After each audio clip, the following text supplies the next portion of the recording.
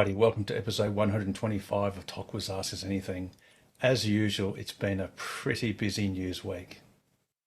Following closely on the heels of price reductions in the Asia Pacific, Tesla have introduced price reductions in Europe and substantial price reductions in the United States. US price reductions have been quite notable in that their smallest reduction of $3,000 for the standard Model 3 exceeds Australia's largest reduction of $3,400 for the Model Y. This is, however, eclipsed by the enormous $13,000 price reduction of the Model Y, which is now 20% cheaper in the US and which will now qualify for their $7,500 EV rebate. With the inclusion of the government rebate, Model Y in the US will be over 30% cheaper than it was at the middle of last week. In a Twitter Spaces event held late last year, Elon Musk explained Tesla's pricing strategy prior to it occurring by stating, "Then the obvious choice in that scenario is, do you want to grow unit volume, in which case you'll have to adjust prices downward, or do you want to grow at a lower rate or go steady?" It's sort of a choice there.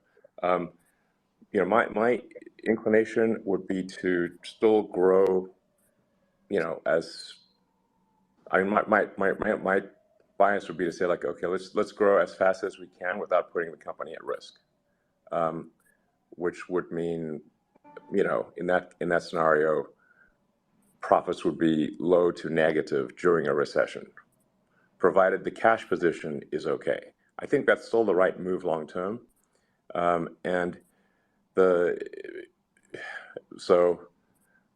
because there's also something that Tesla possesses that other car companies do not, which is extremely fundamental. That is that the cars are upgradable to autonomy, and arguably an autonomous car is worth many times what a non-autonomous car is. So even if your margins are extremely low in selling the car, the subsequent upgrade to it being autonomous is worth a lot. So, and that's something that no other car company can do. Only Tesla can do that. In incrementally good news for Cybertruck fans, Texan drone operator Joe Tetmeyer has managed to avoid seeing black cats on Friday the 13th and instead captured images of Tesla's 9,000-ton Gigapress being assembled at its Austin Gigafactory. Proposed legislation in the US state of Wyoming, if passed, could see EV sales in that state phased out by 2035. Prime amongst the proposed bill's self-stated goals in abolishing EVs is a statement pronouncing that, quote, "Phasing out the sale of new electric vehicles in Wyoming by 2035 will ensure the stability of Wyoming's oil and gas industry and will help preserve the country's critical minerals for vital purposes." Astounding bullshit. The first of many Tesla vehicle shipments this year has arrived in Fremantle Port aboard the transport ship Freedom Ace. The load of 499 Model 3s currently waiting to be transferred out of the port will shortly be followed up by subsequent shipments this quarter, including the much anticipated Model Y performance variants, which are due to be delivered for the first time in Perth by the end of March. And that was this week's news.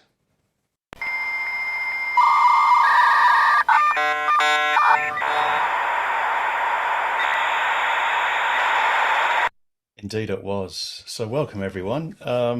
As is customary, and we do this at the start of every show after the news. If anyone who is new, if you'd please like to say hello, introduce yourselves, and tell us about your awesome car if you're comfortable in doing so. And we'll normally have the customary pregnant pause as people unmute. So if anyone is new, I see a couple of new faces. Please do say hello. Otherwise, we'll go straight on to discussions. Okay, perhaps a little bit later. Now, Pete, I know you've got a little bit of time limit because it's a bit late because you are joining us, customarily ahead of the curve and ahead of the time zone. What do you think about Tesla's throwing down of the gauntlet, particularly in the United States? Is that a good thing or a bad thing? Oh, look, it's completely in line with their mission, which is to accelerate the transition to, renewable, sustainable transport. So it's completely in line with their mission. And look, you can think of it in the short term, financially, it's not a good thing. In the long term, I think it's a great thing. Don't forget, it was only a couple of years ago when Tesla was making a loss, and then all their losses. So if you were to, all their cumulative historical losses were pretty much wiped out or offset by profits within about 18 months from memory, something like that. So look, absolutely, you can have a look at Amazon, you can have a look at Netflix, you can have a look at different companies and how they chased market share first, and the first mover advantage, how important that is. And then, profits came later. And I think that's what Tesla's doing. Yeah, absolutely. And I think people forget that. And the other advantage that they have is that they can make some of their own batteries, hopefully now, with the 4680s. They're the most vertically integrated manufacturer by a country mile. That means their unit costs are much lower than anyone else. So if you're going to, I don't think this is what Tesla's doing, but in effect, you could say they are starting a price war. If you're going to start a price war, you want to make sure that you've got the lowest cost of production, which they clearly have. I think it's a really good move. People will talk about the gross margins being compressed. We may actually get a very pleasant surprise in that, and that will come up obviously after Q1 earnings come out in early April.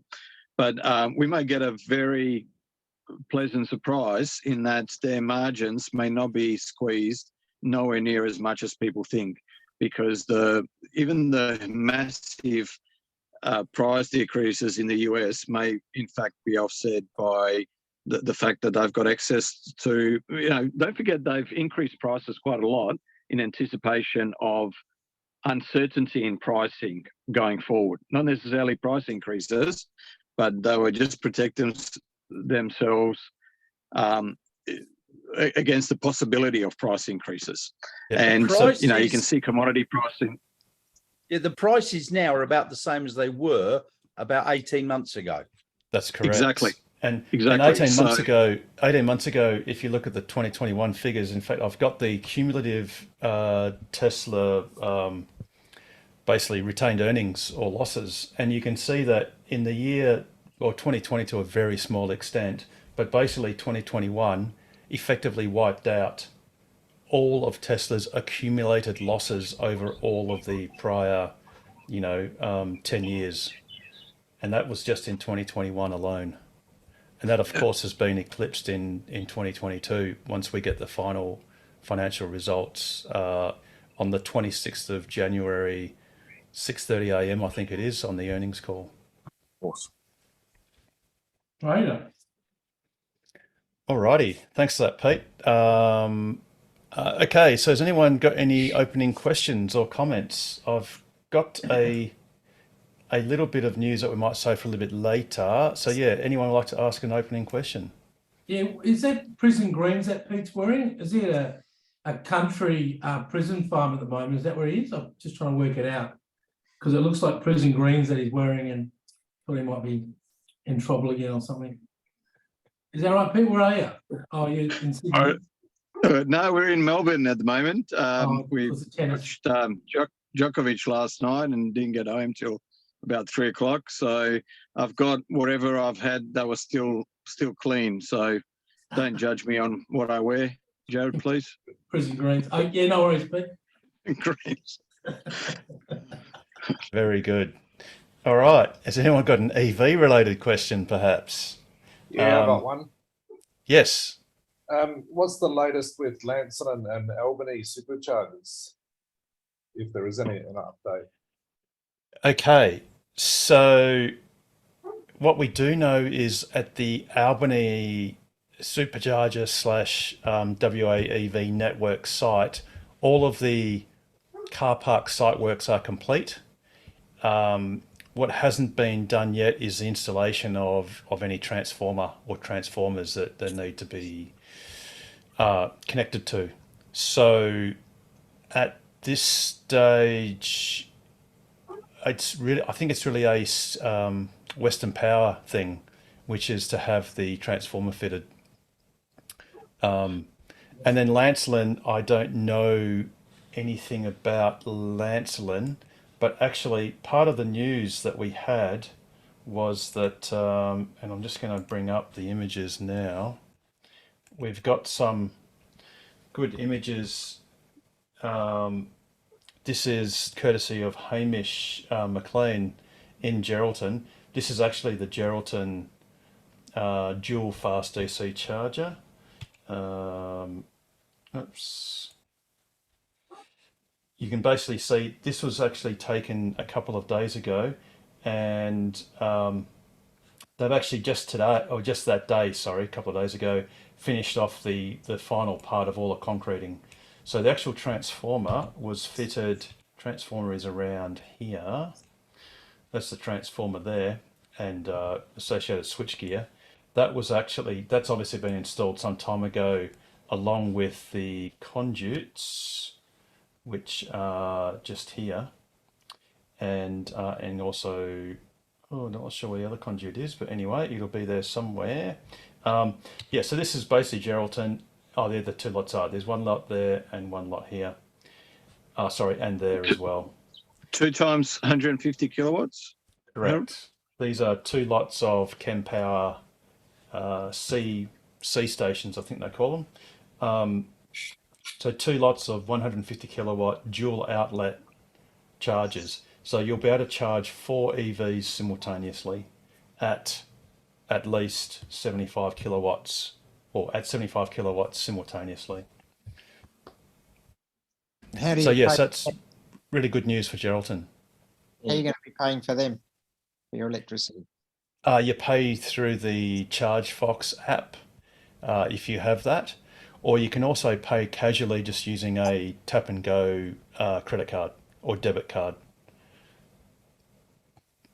So there'll actually be, I think, what's called a PayMate, which enables anyone from anywhere in the world to use a tap and go credit/debit card to make payments. Or you can use the ChargeFox app or the ChargeFox RFID card or any other RFID card that you connect to your ChargeFox account, which you can do if you've got one. Really, every system should have just so you can just tap your credit card and pay for it on the spot without signing up or having an affiliate card. Couldn't agree more, and that's why every Synergy and Horizon Power WA EV network fast DC charger and even the AC chargers, all of those locations will have the ability to not have to use an app or a special RFID card at all. You can just use a standard tap and go credit/debit card.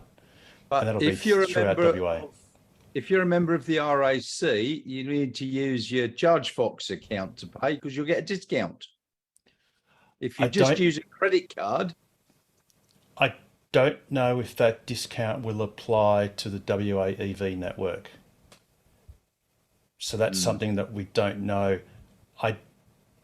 I don't personally see that Synergy or Horizon would be particularly interested in giving a discount to RAC members at at Synergy's expense.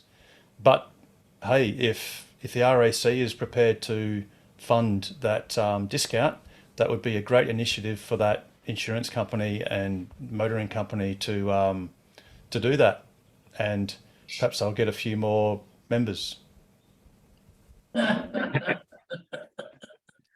Says me with a straight face.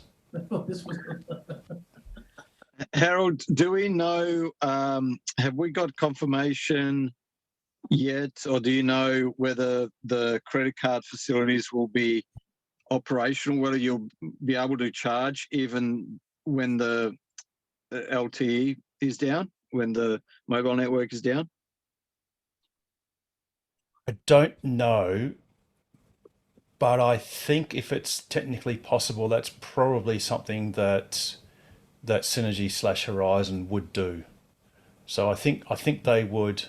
It would make sense for them to prioritize service over Profits, profits. revenue. Yeah, Yeah. basically, because what those payment things can do, devices can do, is they can actually log transactions and then forward them for processing at a later time. So Yep. I would I think it makes a lot of sense, and that's probably what Synergy and Horizon would do, just on that very slim proviso that it is technically possible, and I presume it is. I've not actually seen a PayMate device before. I believe it's made by JetCharge, who are also providing the equipment, the CamPower chargers and the AC backup. So on the proviso that it's technically possible, which I think it is, yeah, I think that's probably something that would be done, because you want to prioritize service over profits when you're in the middle of nowhere. And not just service, just because you're in the middle of nowhere, but even, the charges that are closer to a metropolitan area, whenever there's a fire or a flood or a typhoon or some sort of disaster, the first thing that goes down is the mobile network. And that's when you need to be able to charge and be on your way, urgently. So, Yeah, absolutely. And also, speaking of things that are a long distance away, this is actually an image which isn't going to mean much to many people, but this is actually a very lovely image. And what it is, believe it or not, it's lovely because these things here are newly replaced boundary fuses at the Ravensthorpe fast DC charger. So what that means, and a big hat tip to Shane Parker, who was going to try and join us, but he's in the middle of nowhere because he's just gone through Ravensthorpe. And I'll just bring it up on PlugShare. And we'll just let Shane's post speak for itself. And that is, surprise, it seems the upgrade to the power network has been done. Charging at 44 kilowatts peak now also charges to 100%. So the great news is, when Shane texted me about it, the first thing I did was ring him right back and say, have the boundary fuses popped yet? I asked him to take lots of photos of the site, and then I forwarded them to Chris Jones, and he actually confirmed that the boundary fuses looked different to the old ones that used to be there. So it appears, fingers crossed, that Ravensthorpe now is at full power, which is great, because Chris and I have struggled for months and months with Western Power to get them to do something about it. But Ravensthorpe, it appears, well, it is, as of today, confirmed to be at full power. So it's going to make the trip to Esperance just that little bit easier, or quicker. Should make about a half-hour difference. Yes, Mm. at least. And Yeah. I know that doesn't sound like a lot, but the half-hour increments adds up in your day. Sure does. So, yeah, absolutely. It's great news. And look, the best thing too is, within the next, 6 to 12 months, there's going to be at least a 150 kilowatt CamPower charger nearby as well. So then the Ravensthorpe charger the Tritium can be there as a backup or an overflow if the other chargers are busy. I noticed when I was going through there the other day that the difference between Ravensthorpe and Lake Grace was about 35 minutes. Yep, absolutely. So it's going to make it a lot quicker to go to Perth from to get to Perth from Esperance, basically, because as you can see, if we just remove all the other plugs, all you need to do is Esperance Ravensthorpe, Lake Grace, Williams. Yeah, And then it'll then you're into definitely Perth. be the way also to go across the Nullarbor. When I went over before Christmas, we went over via the Coolgardie, and I wish now that I'd gone the other way. I haven't run the numbers on that, Paul. It's a matter of distance and time, although you have got fast DC charge. I guess the question is, does it get you to Norseman any quicker? And if the answer to that is no, yes. then, well, okay, that's interesting. That's interesting. On the first day, how far did you get? Well, going over, I only got to Coolgardie the first day. And coming back, I went from Kaiguna to Esperance, and then the next day Esperance home. Yeah, cool. Yeah, I'd have to run a ruler on over that. But it was a because, big I mean- learning curve going over for me. I suddenly realised that you don't really need to charge to 100%. I eventually worked out that the best way was to charge to the required to get to the next charger plus 15%. Yes, or if you're on a fast DC charger or any charger for that matter, you should always stop charging unless you need the range. Stop charging when the rate of charge is slower than your next destination. So if your next destination is a fast DC charger, then leave earlier than you think, provided you can make it, because you don't want to waste time charging slowly or slower than you can at the next place. Yeah, I noticed that. Yeah. Yeah. So if the next place is a fast DC, then leave early. If you're at a fast DC and the next place is an AC charger, then you can basically on the Model Y, standard range Model Ys or a standard range Model 3, anything with a lithium iron phosphate battery, LFP battery, just keep charging and you'd probably get to 95% or higher before, you're going to get less than 11 kilowatts. Yeah, But, it starts to taper off around about 90, 96, 97, something like that. Yeah. Yep, those cars were awesome. So how was the rest of your trip, Paul? Good. Excellent. Loved it. It was a pleasure driving. Only problem with autopilot was a lot of the road, the speed limits are not updated since they've done roadworks, which is a long, long time ago. There's huge lengths of 60 kilometres and 50 kilometres, and that's a real pain in the butt. And areas where you'd think that they would have updated it long ago, but they're not. There are a couple of map anomalies too, or database anomalies, and Pete and I hit against those, and no doubt you did too, Paul, where, out of the blue, no signs, nothing, it just suddenly drops to 50 k's an hour or 60 k's an hour or something. And then you've got to choose, you either put your foot down and override autopilot, so you keep it steering for you and you do the acceleration or the accelerator, or the other choice is you flick it off autopilot and go into traffic aware cruise control, which will usually let you go at faster than it thinks the speed limit is. So you either have to drive, or you have to either steer or use the accelerator. And either I way, just it's a went pain. back to cruise control. Yeah, that was the easiest way. Yeah. Phantom braking was interesting going across there. I believe that cloud shadows are quite a big effect.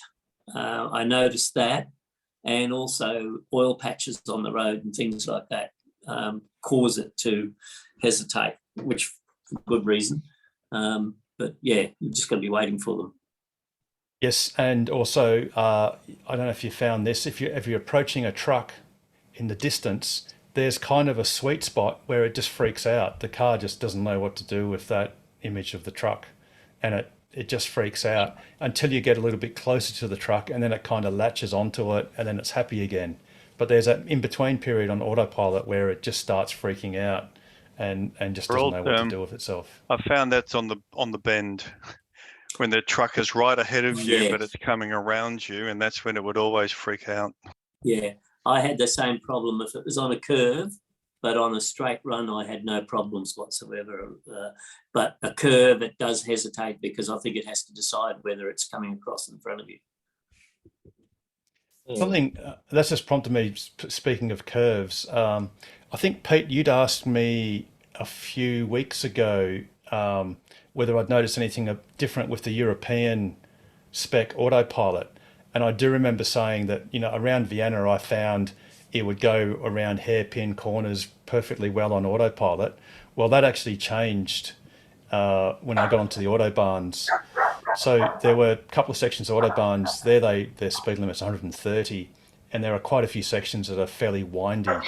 And what I found is, as was reported many, many months ago, what the car basically does is it limits the amount of steering effort the car puts in. So it's like steering force, which if you're on a slow hairpin, it doesn't need a lot of force to go around a slow hairpin. When you're on a moderate high speed turn, it does.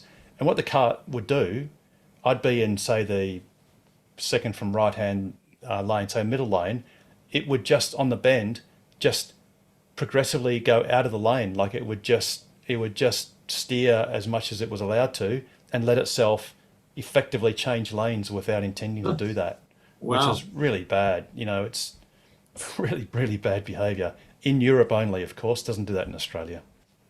Yeah, one thing I noticed, it confuses it, is these when you get onto passing bays, when you come out, and because sometimes they're straight ahead, you're following, and then other times it joins on the other side, and it hesitates to work out which is the correct lane to stay in. Yes, you play lane lotto because Yeah. you'll notice in Western Australia, I think Main Roads has sort of become aware of this, and some years ago they actually started changing the way they do the markings when the road does open up to a double lane. Where you've got problems is where there's no markings. The road just opens up and suddenly there's a dotted white line that sort of appears out of nowhere, and the car, depending on which side the car is, it just doesn't know which way to go. And sometimes it will wildly, it'll sort of like veer a little bit to the left and then suddenly change its mind and decide it has to be in the middle lane, I in had the that right hand happen lane. a couple of times. Yeah. But what Main Roads do in many places in WA is actually have like a little dotted sort of helping line that basically starts from the left side of the solid white line on the left side of the road, and then a dotted white line will go to the middle lane, or what becomes the middle lane. So the car sees it as like an extension of the white line. Yeah, that was most good. of the time. That makes it very much easier and so on. I've had that sudden jerking to one lane or another, and it's quite disconcerting for me, but I don't know about the people that are behind me. Yeah, absolutely. I mean, I think a lot of us have sort of been victim of other people behind us thinking, what is that guy in front doing? Because our cars can do some pretty strange things. It's just as bad when you're changing lanes and you've indicated and you said, yes, go. It gets halfway and loses the vision of the lane you're going into and sharply turns back into the other lane. Quite disconcerting there as well. Yeah, I saw that with Navigate on autopilot as opposed to just straight autopilot with the indicator. So I've found that happen quite a few times and a few more. The semi-automatic lane changes where you change it. Yeah. I don't know why it says, yes, there's a lane there. I'm changing lanes. It gets halfway across and goes, oh shit, there's no lane there, and jerks back. Yeah.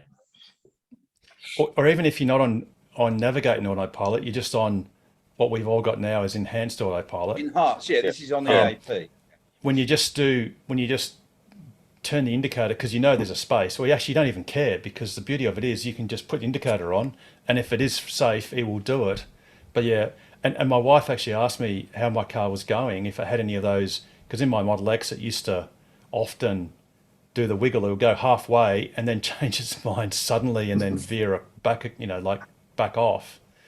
And sadly my car, within half an hour of me saying no, my car's been really good, it did exactly that.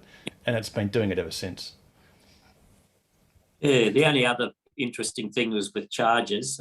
As I was talking to you today, Harold, the one at Majura Pass tripped on me just as I was finishing charging, and I noticed that those units are designed for a 50 amp supply, and it was running on a 3-phase 32 amp breaker, which was tripped and was quite warm. In fact, it was very hot, and it tripped on thermal overload. Must have been running very close to the boundary. Other than that, the 3-phase outlet at Norseman at the oval there, the switch is dicky on that. I had to repair that and got it going again, but and asked the council next time they had an electrician there to replace that switch.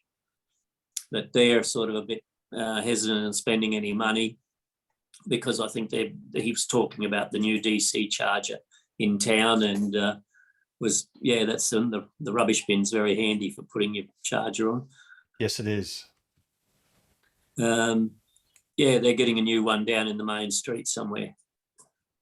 Yeah, I think unfortunately a lot of the councils are of that opinion. I also heard that Merredin is of a similar opinion, because unfortunately a rather irresponsible Tesla owner, it seems, decided to modify basically on his own initiative, if you want to call it that, and that's calling it something generous.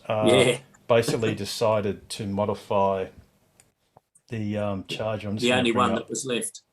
The only one that was left working, and basically got a screwdriver out, and I'm not sure if it's on PlugShare. No, the photo's not there, but it was posted on other social media, and basically decided to hotwire his own contraption to it before then undoing it and then just leaving it in its sort of inoperable state.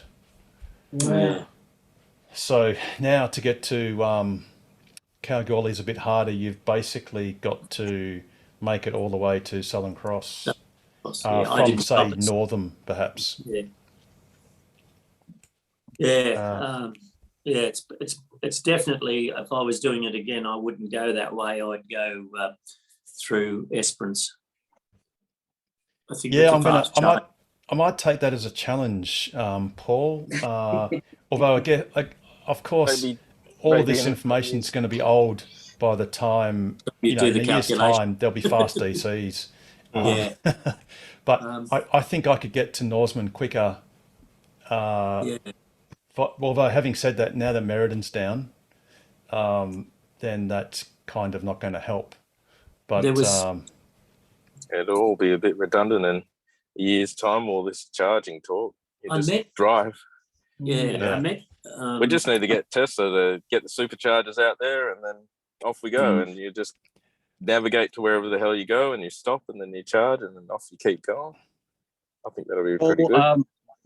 Paul, as you know, we're in Melbourne at the moment, and my brother and I have driven from Sydney, and I'm not jealous. A total of zero planning.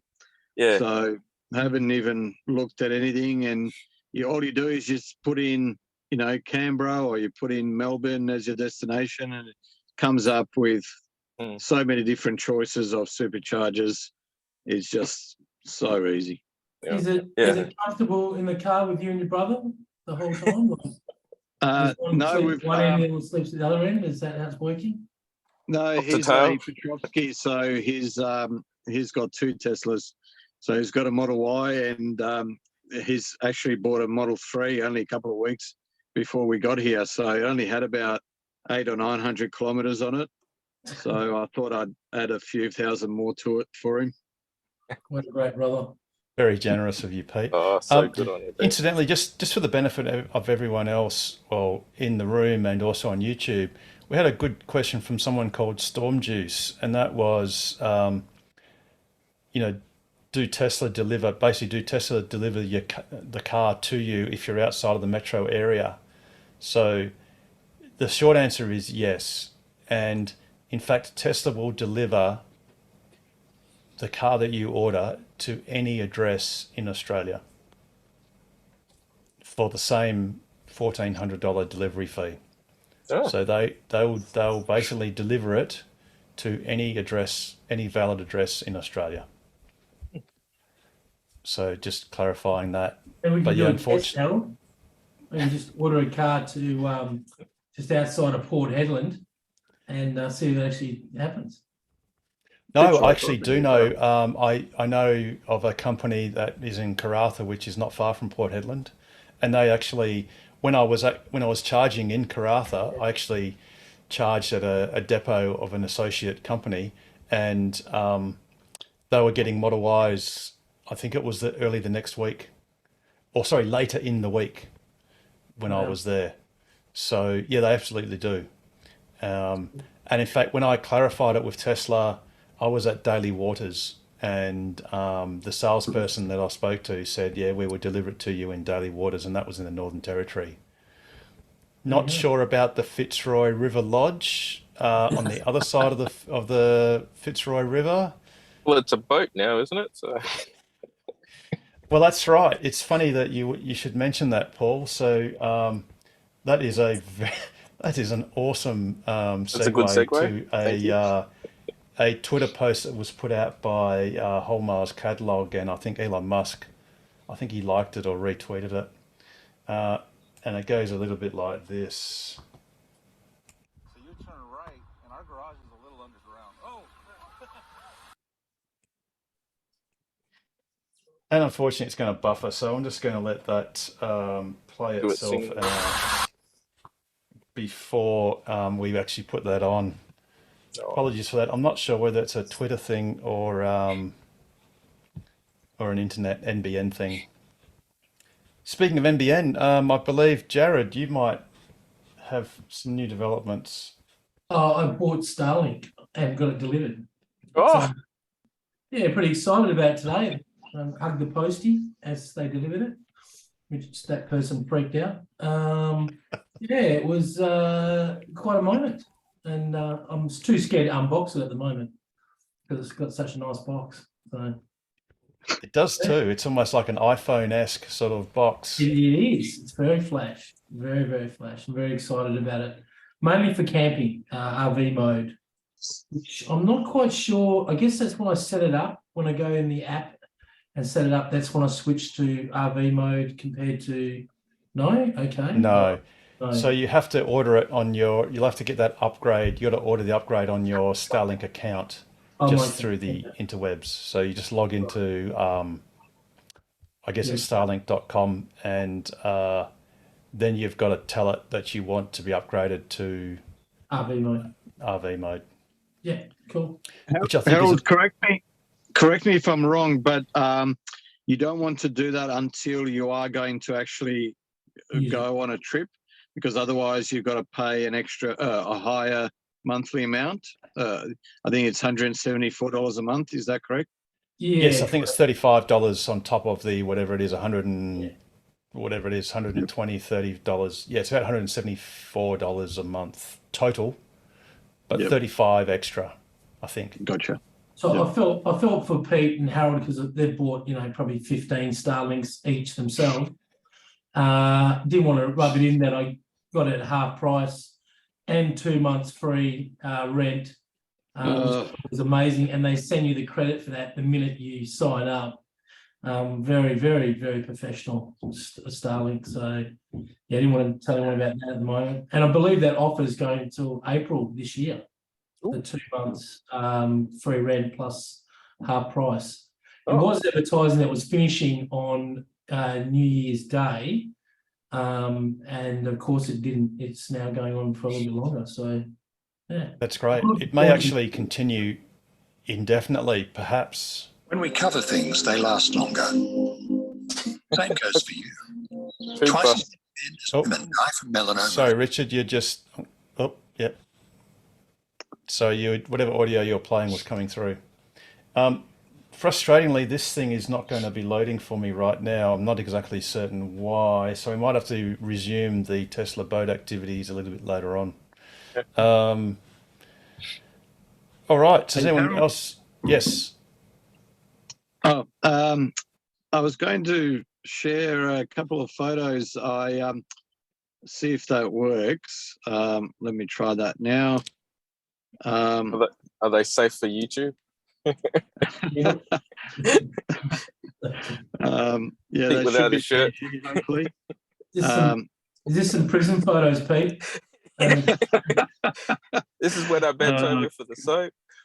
Get your bloody minds out of the gutter, this- you two. Is this where you do the sewing during the day? I don't know if. Hang on. I don't know if this works. Let my me know friend if you can Bubba. see any. Let me know if you can see any photos or not. Moment. So I'm doing this with my iPhone. I haven't done it on an iPhone before. Yeah, that's cool.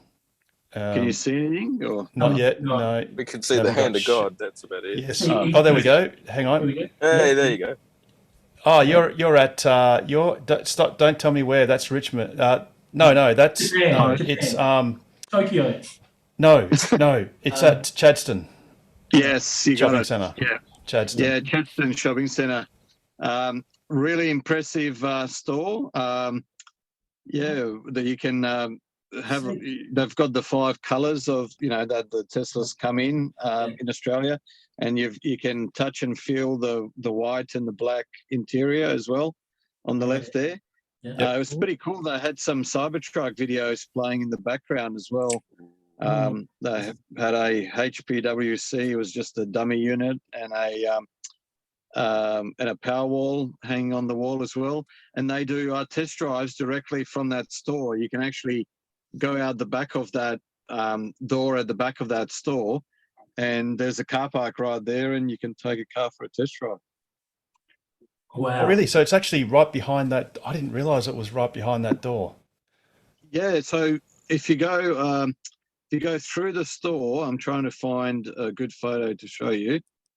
If I find one, sorry, I don't Yeah, have the a very door's good to the photo. back to the right. Yeah, or it's to the left. Yeah, left and right. Yeah, Because so there's like a if bulkhead. you have a look to the Wow. right there, Fucking neat ass. yeah, where that guy is, you go past him, and Yes. yeah, that goes out into into car park, and there's their demo cars there, and you can take one, for half an hour, do with it what you like, and it's funny speaking to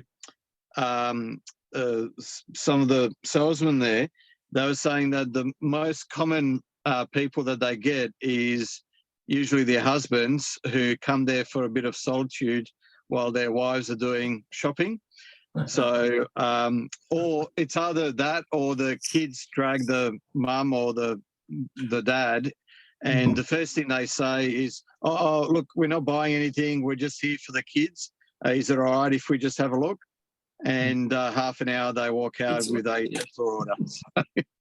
Oh, really? Yeah. Excellent. Excellent. So cool. And obviously, speaking of orders, there are a lot of very patient Model 3 order holders that have waited a very long time for their cars. The great news is, of course, as was in the news, 499 of those are at the port at the moment. Sadly, they're still at the port. The port's been very busy, but no doubt they will be moved off the port over the next few days and into the hands of some very, very patient Model 3 order holders. Angry. Oh, they'll be right. 3.5 years I had to wait, so they a couple of months they can suck it up. You tell them. 5.5 years. Yep. Yeah. Yeah, you win, Pete. Okay. I think Harold probably will probably outstrip all of us waiting for his bloody plaid X or something, isn't it? No, it'll be the Cybertruck. The Cybertruck. The Cybertruck will probably beat that. I only waited 3.5 years or whatever it was, 3-4 years for my first Model X. I'm already waiting 2 years for my second one. So Harold, they can probably put it in your will, and they can drop it in your grave on top of you when it comes. You never know. It might have full self-driving by then. Pretty expensive coffin. Yes. Be one of a kind. Yeah. So they are talking recession in America at the moment, Harold. It seems to be a big thing if it hasn't the already chance- gone into recession. The chance of that is receding, right? It's Amazing what they learn around the med shed. go, Nigel. I'm back. Yeah, Geeta or Jeeta A32 asked a question. Might be of interest. How much data do you get with premium connectivity per month? Because I know some people have been saying, "Oh, you know, I used 2 gigabytes and it stopped working." No. So when you say that, when you say they say that, are they referring? Well, how do they use that data? Was it from say Netflix? Well, how do they know? Yeah, is a very good question. They were watching Netflix. I mean, I watch a little bit of YouTube, but I do it through my phone. I watch it on the car every day and before work, and I'd easy to outstrip that, and I haven't had any issues. Same, Paul. I watch it every day for at least half hour, 45 minutes. Yep, before I start work. Never had that problem. But there was also people watching their Sentry Cam from their phone away from the car. And I do that all the time cut too. out. So Yes, there is a limit. I believe that there is a daily limit to that. Yeah, 5 minutes. 5 minutes. Yeah. But what about watching other things like Netflix, YouTube? Is there a limit? I don't know, because I don't think so. I've literally watched like movies on it. Yeah, so have I. Same, Paul. There's no published limit, Nigel. So whereas there is obviously for your Sentry footage, your so what's that called? Live Sentry Cam. Yeah. What's it Live called? Sentry Cam. There's 5 minutes. there is a stated 5-minute limit for that, but and don't forget, I think the big issue with that is it's got to do with the car putting data up, the upload, because it has to upload it to the internet for you to then download it from their server, or possibly it might do a direct connection to your car. So. And generally, it used to be the case on the internet where downloads were free, but you'd pay for uploads. That was kind of like a knock for knock sort of approach. So it's plausible that that's going to be limited, whereas the downloads, which is when you use Netflix in your car, is for all intents and purposes unlimited. 2 gig. Go. Premium connectivity. On my Model 3 Performance, I've got it, and it's just comes with the car. I've never paid for it. For life, yep. Why is that? And will I get that with the Model Y Performance? No, the reason why it is because it's basically an old policy. So my Model X that now Richard Chapman is the proud owner of has absolutely free, unlimited connectivity.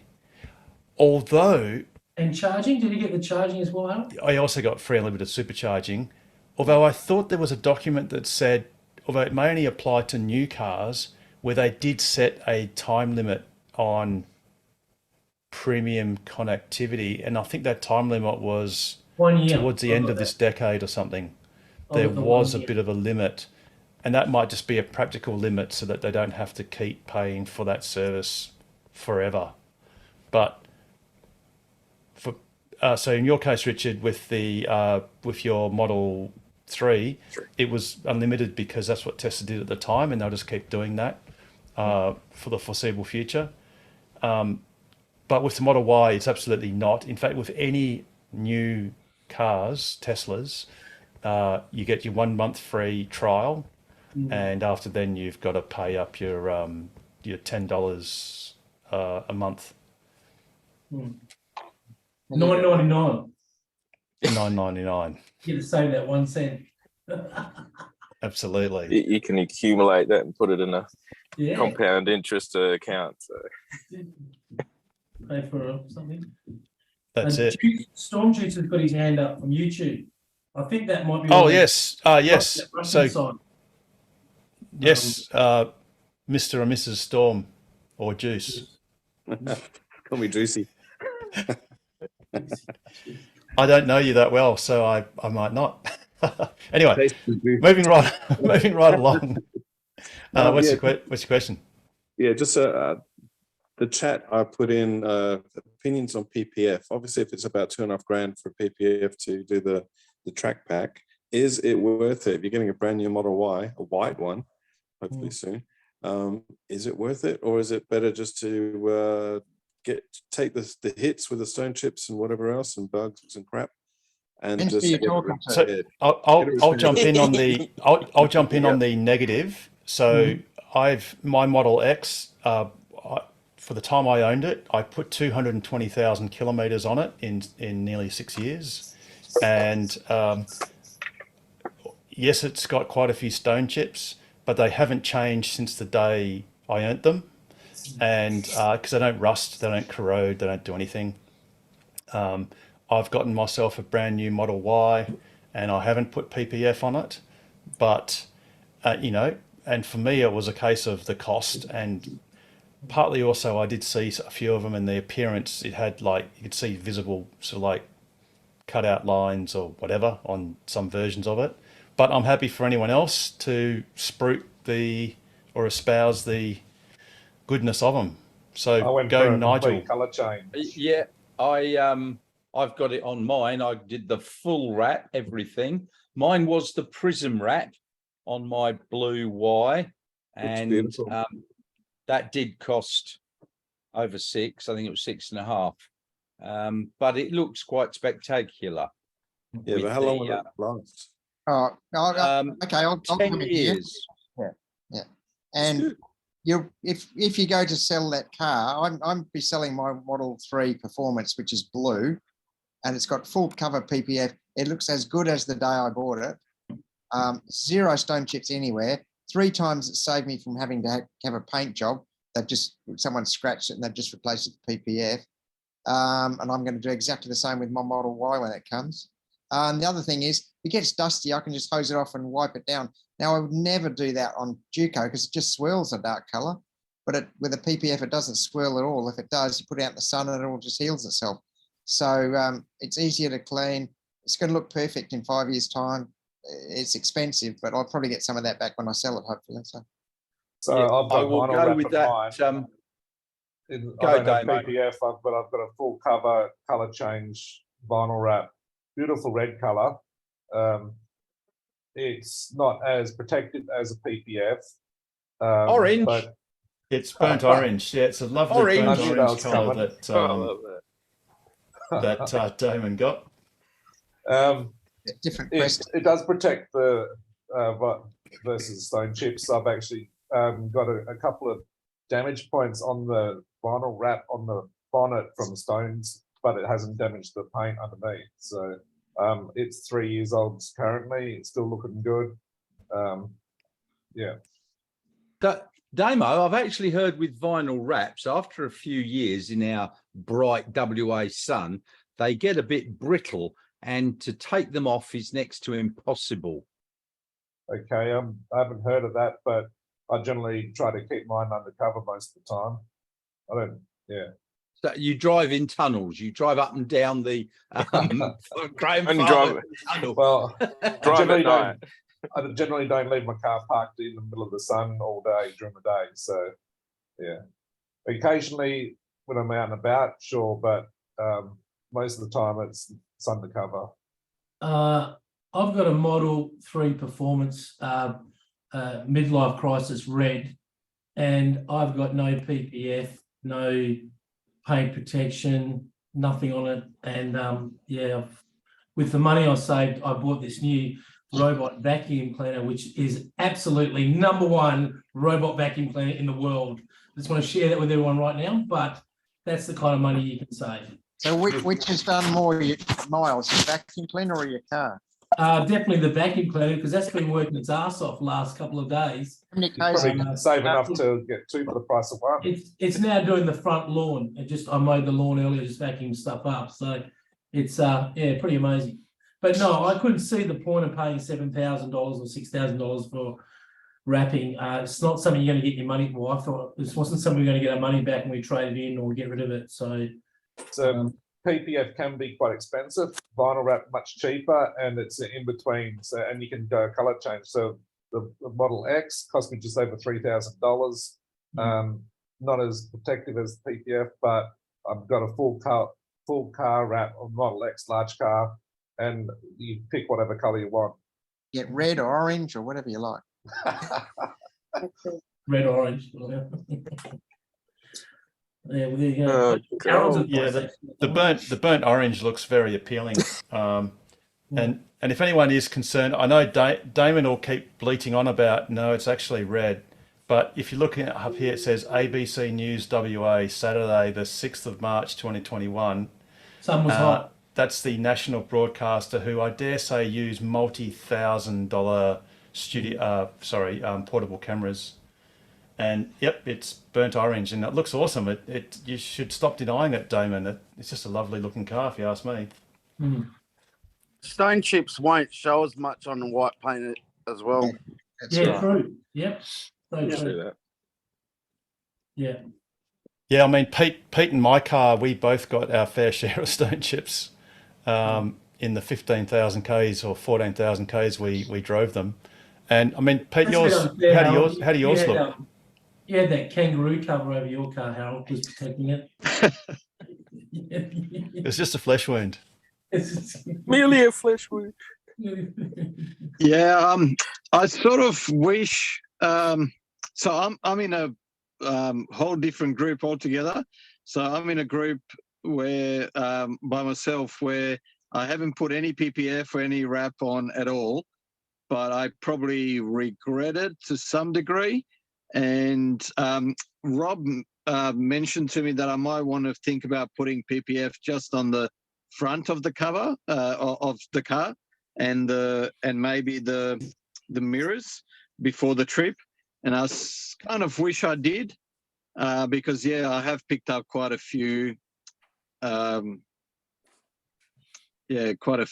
nicks here and there, but they look the same, identical to the day I got back. So Harold's completely right. They don't change at all. They don't rust or anything like that. Down the bottom of the back doors, that bottom corner, just in front of the back wheel, I would put PPF there, but that's all I'm doing on my car. That back corner, because it just gets sandblasted there. That's why Tesla sell that pre-cut PPF, just that small piece for that back corner. I'd recommend doing that in PPF, but the rest of it I don't think is a necessity. Now the money that I would have saved on putting the PPF on, I could spend on respraying the car before I sell it, and then you'll obviously have a brand new paint job that will look perfect. The thing is though, buyers are getting a little bit more savvy, and if they get a proper inspection done before they sell the car, most of the more reputable inspectors have a way of basically they've got a ultrasonic depth paint depth detector. Paint is a lot thicker than it should be. Then in the report they often write that the car could have been in a car accident, hence why it's been repainted. So if I was to sell a car, what I would do is show the prospective buyer the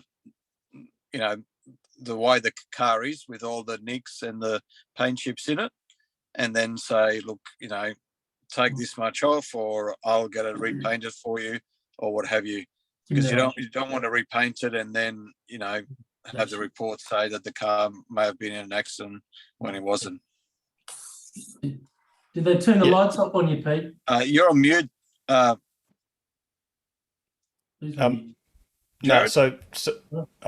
no, Jared's not. He was.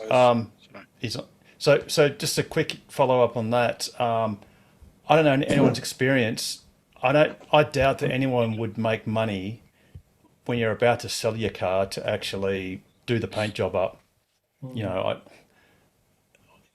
I can't imagine if you resprayed a Tesla that you'd get that money back, or I can't imagine if you renewed the PPF because maybe it looked a bit ragged after a lot of use.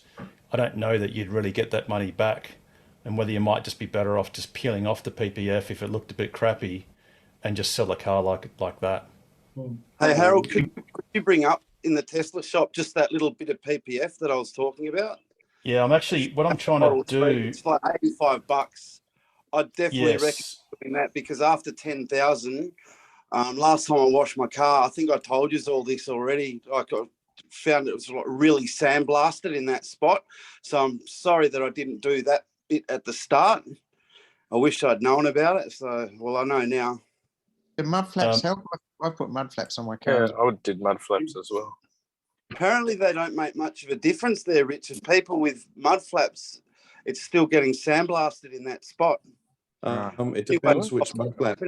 Is that small piece of PPF? Yeah, and I'm struggling to find it, Damo. I'm just having a quick squiz now, and I've just gone through all the Model 3 I think it's Model 3 exterior parts, Harold. I only bought it about, I don't know, month and a half ago, 2 months ago. Yeah, and all they have is, I'll show you. All they have, this is the Australian website, and this is the exterior where it starts, and you've got your roof rack, your car cover, your paint. Oh, there it is. Yep, that's the one, Harold. That Right. small section there, and they Oh, sell okay. it pre-cut. I'd definitely recommend doing that. Apparently, there's not a problem on the Model Y, I've heard. It was on the 3. Stuff coming from the front wheel to the back. of that Yeah, section.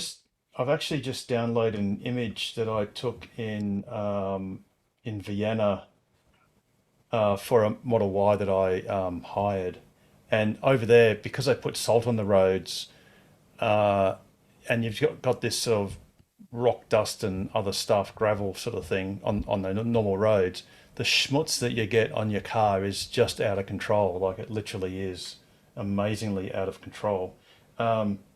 I'm just trying to bring up the image of the car before I had it washed, or before I washed it, and you can actually see where all of the turbulence brings all dirt and dust and all that sort of stuff. So I'll bring that up in a sec. Of course, it's not coming up in the 3 milliseconds I want it to. Is that we won't be selling the Model Y, so it'll be like our final car in a way. Just wanted to keep it pristine as long as possible, not having to repaint or anything, fix rock chips. So I don't know if that will change anyone's opinion. And also, What colour have you got? White. Yeah, that's easier to look after. Yeah, you're right. Yeah, I think absolutely. I sort of personally agree. But $2.5 grand for the track pack. It's up to you. Yeah, take the money, go to Bali. Well, if you keep that for 10 years, it's $250 a year. That's not a lot. Mm. That's a nice car. No. Me, I get shares, so. Is it going to last 10 years, Dr. Cooper? I know, mine's 3 years old, 60,000 Ks, and it's good as the day it went on. So, And Perhaps it's a fairly minor thing, but it's much easier to clean the bugs off with the PPF on the front there. yeah. And the other thing is, people that do the edges that Harold was talking about, that's because they're not tucking it in beyond the seams, and that's just a bad look. 'Cause, yeah, the edges collect dirt if they just follow the shape of the bonnet, etc. yeah, absolutely. And that's the thing is, I mean, I did see a gentleman. He's from, I think, Romania, and he got a plaid Model S, and he collected it in Vienna when I was there, and he took it back to Romania and got it full PPF'd, and he actually got a color change as well. He took it from, I think it was white to, he took it to, like, what do you call it, primer grey. It just looks like grey primer. And when he showed the photo of his car being done, or it was getting ready to be done, like all the trims, all the door trims are off on the inside. The bumpers were taken off. Panels were slightly lifted off. It looked like they were disassembling the car. So I dare say that's really a great way to get a really good a good finish. I don't know. Has anyone actually seen how their cars have been done? Like whether the film is Yes. stretched to the inside of the door skins and all that sort of stuff? Mine Yeah, isn't. well, I watched mine being done, some of it, they do, where absolutely possible, take it around the corners and then fold it on the inside. Now, obviously, some places you can't, like in panel gaps where you've got only a couple of mil, and they do try and take it up to it and then around a little bit and poke it in. But a lot of the time they do have to just cut it straight because it's very hard to get in there. But if you look at mine, I mean, on the boot and the bonnet, it's folded over and stretched and fixed on the inside. Very good. So there you go. That's a very long answer to a fairly simple question. You're just going to have to do your own research and just think yourself, you know, whether you want to invest that money. As Richard Cooper says, you know, in many respects, it's a couple of $100 a year. And yeah, just work it out, I guess. It will work out to a lot more than a couple of $100 a year if you have some sort of a car accident or what have you, and the car has to be repaired, and then you have to do it again. So then it will obviously work out a lot more. But the other side, insurance might pay for it. the other side of the coin is mine That's a saved good point. 3 times. I haven't had to have the car painted because I had PPF on it. So that works the other way. Yeah. Yes. Yep. Yeah, Yeah, good Richard, point. I'm sorry, Pete, I'm absolutely certain, unfortunately, that yes, the insurance company will pay you for the PPF to be reapplied. Unfortunately, I know this firsthand. Well, that's great to hear that that's the fact. It's not great to hear that you came to learn about that. But I'm not things do driving happen. a loaner Model Y right now. It's quite different. I'd Yes. like to know how you learned that. And so how does it compare, Steve, to your Model 3? So I drove back from Osborne Park down south on Monday, and I noticed sitting there a bit higher, and the weight was just distributed differently, and the car was actually being buffered around a bit in the lanes, whereas the Model 3 in the similar conditions would have been much more centered. But on auto steer, maybe it was Navo, but no, on auto steer it was just being pushed, and I was feeling it pulling itself back into the center of the lane, and so I could feel the rocking bit like an SUV does. Right. And how did you feel about getting in the car and out of the car? Well, the first time was going, well, where's the ground gone? Because that you're sitting there a bit higher. So yeah, the ground came rushing to meet us a bit. Otherwise, yeah, it's fairly easy to get in. Well, you Hang step on. out. Sorry. Did you say the ground was rushing towards you? That's called falling. Because you stepped out, going to put your foot down. All of a sudden, it's not there, so you're rushing to the ground. Is what I mean. Like you're falling to the ground instead of foot down and start walking. But it is easier to get out. Otherwise, you're doing a little bit of a limbo at times. Yes. So how would you rate the ingress and egress differences between a 3 and a Y? Certainly easier to get in and out of the Y, both front and back.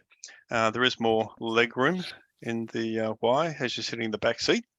But I haven't had much of a drive yet. We'll see. Yeah, cool. So you're not inclined to want to change your 3 for a Y, perhaps? Well, I do have an MYP on order, as we might remember from other. Yes. Very good. So good. Okay. I thought you were somehow going to construct a reason why the 3 would be superior to the Y as far as getting in and out of it, because you weren't going to buy a Y. But if you're going to buy one anyway, then it's always good to have a bit of skepticism on how awesome it is, so you don't pine for it too much before it arrives. Well, we know because Model Y Performance is still a bit faster than the long range, 3 long range, so they'll be a bit quicker, and we'll see how it goes. But it's as we talked about before, and I tweeted with Chris Jones, it's about being able to tow something when we want to travel. I'm not into canvas. I'm not into swags. Not rugged like Rob. Yeah, and that's a very good point. Speaking of which, one thing I did find out, James, actually, uh, around the tow mode issue. Apparently, one reason why you can't just turn tow mode on a Model Y that has an aftermarket tow hitch is actually because part of the tow mode thing requires an extra module. I think the module might have to do with the way it detects whether or not there are trailer lights attached, perhaps.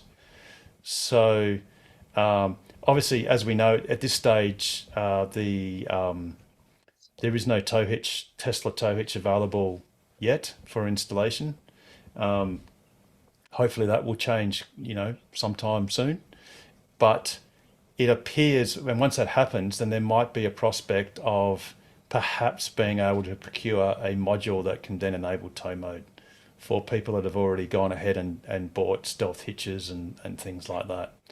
So, And you're referring to a hardware module or physical? I think I think it's there's a hardware module that seems to be required. I mean, I guess if you use like a stealth hitch, they'll just break into the wiring loom, effectively off your brake lights and whatever from your rear lights.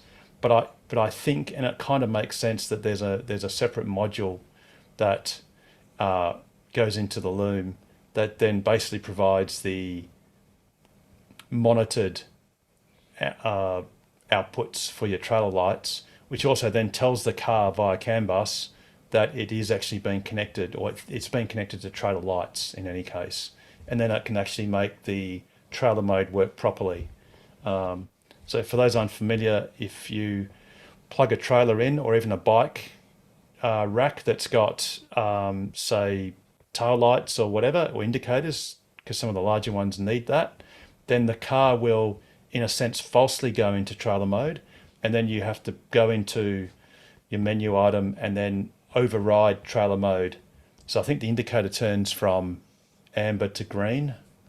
There's like a little trailer symbol, and amber means it's not going to let you use autopilot because it thinks it's connected to a trailer, and you override it, it'll turn green, and then it'll allow you to drive what you are telling it is not a trailer, like a bike hitch or something.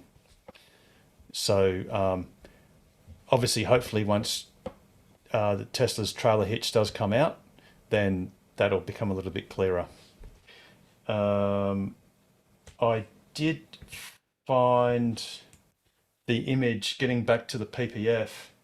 This is the hire car that I rented in Vienna, and I was actually just in the car park charging my car, actually, because there's plenty of charges. And this was just before I got the car washed, and the Model Y seemed to have this optional PPF here, which I think was factory fitted to the car.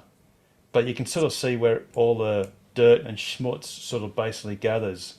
And you can see this is a point where you basically get a lot of stone chips. And I think, unlike the Model 3, this panel here is actually black plastic. It's not painted. So I guess you could say it's a little bit more wearing, or, well, it's not vulnerable paint, but it can get scratched. So that's just an example of Model Y. My Model Y doesn't get that much schmutz on it. No, I mean, look, this is, I've got other photos which is going to take too long to get, but this is all it's just salt residue and stuff that's out of control. The cars just get filthy dirty. And depends on what driving you do, Nige, too. Like, are you on the highway every day doing 100? That's how it gets sandblasted. Yeah, I do a mix of driving. Yeah, I mean, like I said, in Europe it's the extreme case. In Australia, you just don't see cars that dirty. Yeah.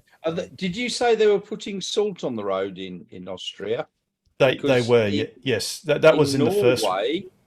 They were putting grit. There was a lot of grit around. I think they put the grit once it's that cold and you're basically just driving on packed snow on the road, and black ice for that matter, they then put grit and they like the 5 mil blue metal or whatever, and to give your tires something to grip onto. But in Austria, a lot of the roads were several inches of ice with some fresh snow on top, and cars yes, were exactly. driving So on them. Yeah. so for that you can't use salt because you just got to use too much salt to try and melt through, and obviously even salty water has a freezing point, and parts of Norway get below that by a big margin. No, but so I was just going to finish that story. I was going to say that, we're on the freeway and we saw 3 snow plows sort of in a diagonal sort of formation where one decants the ice to the next, or the snow to the next one, to the next one, to the next one, and it gets turfed out. And then they've got little spinning discs at the back, spreading salt, salt, not flakes, but pieces of salt, like granulated salt, onto the roads. But that was in the first week I was there in December, where it was winter, and then it decided to become spring all of a sudden for the next 3 weeks, and there was no snow anywhere. But that's another story. Yeah, I did see a tractor with a snow plow on the front. Now, he had snow chains on, which was the only time I ever saw anything like that. And he was pushing the snow down the hill, and he got to the bottom and turned and then just went sideways and carried on. It's scary stuff. It was, he just looked like he was happy. He turned the tractor around and went back up the hill. Oh, and James has just said in the chat that salt-based grit is only effective above -8, and I mean Norway gets well below that. It was well below that where I was. Yes, it was -9 with the wind chill factor down to about -20. Oof, that's It was cold. quite nice. Snow for Christmas, white Christmas. Yeah, I didn't get one of those. White. So say that again. Oops, sorry, Carmen. Say that again. That's a bit too white, Nigel. No, we had a massive amount of snow. It was lovely. Haven't had a white Christmas for about 40 years. Do you ski? No, not anymore. No. Yeah. So Nigel, Apparently, there's not a lot of ski in Austria at the moment. My sister's there, and she said not a lot of snow. Nope. And I've heard a report. I think it was a report by the BBC saying that a lot of the smaller resorts are probably going to go out of business. Because their season's just going to get shorter and shorter to the point where there's virtually no season to have. So it's going to be interesting, I guess. I even looked at some drone footage of the Brandenburg Gigafactory, and I mean that's probably 1,000 kilometers north of Vienna, I dare say, at least probably. So you'd think would be even more inclined to be cold and snowy, and it's just green grass and no snow. So it's a real heat wave. My son's in Japan, and he said the ski fields there were awesome. Yes. Yep. They're all going that way now. Yeah, absolutely. And I don't blame them, because it's just an awesome, Japan is a great place to ski in places. Now what I'm going to try and find too. What was your highlight? I probably missed it now, Harold. What was your highlight in Europe?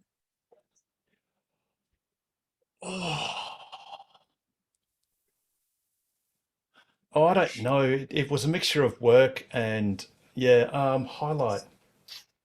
Oh, look, it snowed in Vienna on the first day, even though it was a terrible day for other reasons. It was great to see. Look, I think the highlight was having the snow so persistent that it started stinging your eyes, and that's something I never knew. And I reckon that was sort of pretty cool because that's something I've never experienced. Literally having snowflakes hit your eyeballs, and it's cold and it hurts, and it was like really strange. So I guess I said when I was walking around and it was -9 or what have you with the wind chill factor, I felt like it was my eyeballs were freezing. It was, yeah, it was a different experience, that's for sure. Absolutely. Yeah, I mean, my highlights were walking through several feet deep snow. That was a great fun. Watching the Northern Lights, and then driving a Neo ES8 and sitting in a Model X Plaid. And I beat Harold. I've got to rub it in, Harold. Sorry. Look, I'm happy for you to do it, Nigel. One of us had to do it. I didn't get to drive it though. Yeah, such a shame that we missed their test drive model in about 1 or 2 weeks after I was there. Fair enough. Yeah, the same thing happened to me. The Model S and Model X Plaid were available to to drive the day after I arrived back in Australia. So we missed it by that much. Oh, and they didn't. I can't understand why they've got Model S and X Plaid in Norway, because their speed limit over there is 80. They've just had a highway created and they're all getting excited wanting to drive down it at 100. So, I mean, you can't drive fast there. You're limited to about 30 to 40 kilometers an hour in towns. And what with ice and snow, the number of times I've seen some idiots just going a little bit too fast and going sideways around a corner. Yes, but I've seen on WhatsApp it's going to be too hard for me to put it on the TV, but or on Skype. I mean Slack. What's this thing called? Zoom. Zoom. On Zoom. Sorry, too many social media things to do. It's a video in Sweden, which is right next door, and they're doing just that. They're just hooning 0 to 60 k's an hour or 70 or 80 or whatever they can do in not very much time, and that was in a Plaid Model X, and they're just laughing like little girls. So, and these are grown men. It's just the thrill of the acceleration, Nigel. And I'm sure there'll be lots of little girls laughing when they get them Plaids over here. Yeah. Well, I did get a ride in a Model 3 Performance in Bergen, and the girl who was driving me down to the train station did plant her foot a couple of times. And you do go, whoop. Oh, yeah. Oh, yeah. Every day, man. Every day that happens. Smoking. Yep. I've got a question for Alex. Is that a new shirt? Is that part of the birthday celebrations? Yeah, it is. It is. I can tell. I can spot it straight away. It's plaid, believe it or That's not. the rainbow flag that you got on. Is that right? I can barely make it out. It is I don't know if you got rainbow flag from the Court Hotel, I believe, on Wednesday nights.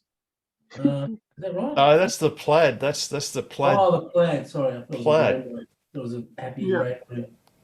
So, Can I say, is the court even open anymore? That's. Oh yeah, I'm sure it's very open. So yeah, you have a good birthday, Alex?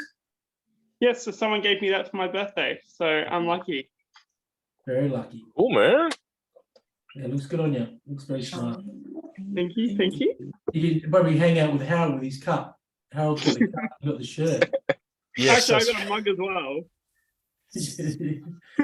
So say that again, Alex. I've got a mug as well. What, the plaid mug? Hang on, let me Oh, Harold's a copy. It's a copy mug. You don't get that Harold's mug like, what the hell? What the You know, I went all the way to Vienna to get the Plaid Model S, and all I got was the cup. You know what? If he drops that mug, it'll accelerate at 1G, just the same as the cars. Yes, it will too. 9.8 meters per second. So yeah. No, that's not Harold's mug. No, Sexy mug. That's a sexy mug, that one. Oh, no. No, it's not the I'll have to- Plaid. Cool. No, I'll have to Still cool. unplug to get mine. Just hang on 2 seconds. Oh, it's got a flex. Harold's got a flex. So Pete, I noticed the lights were going out. Did they turn the lights off at 9 o'clock at the prison? Or did you get permission to have them on a bit Sorry, longer? just got to.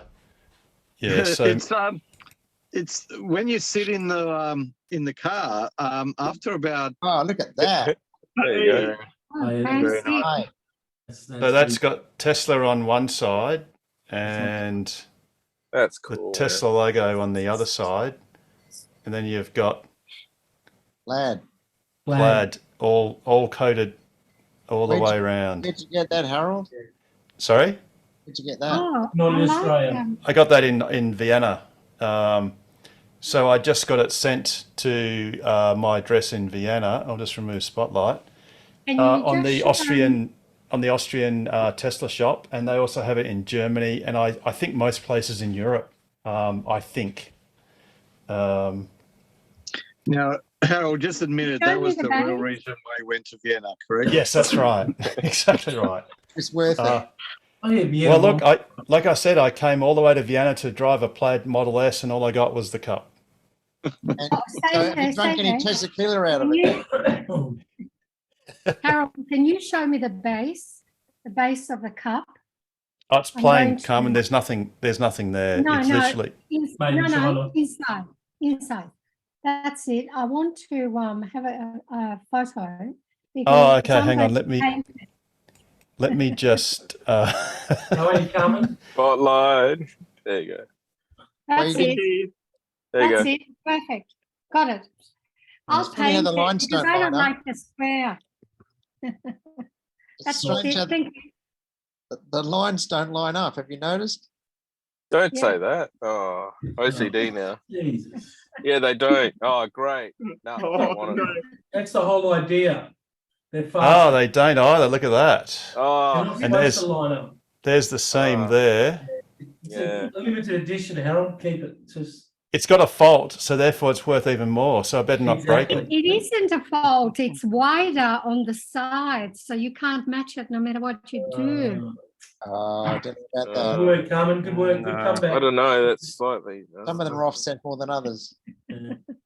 So It's Harold, rustic. It's yes.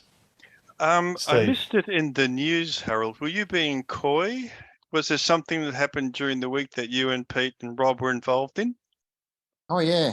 Oh, he didn't have it in the news, but That was Oh, Totally. The little the new manpower, yeah, ABC thing. Australian manpower going back on the road. There's the women's shows coming up. There you go.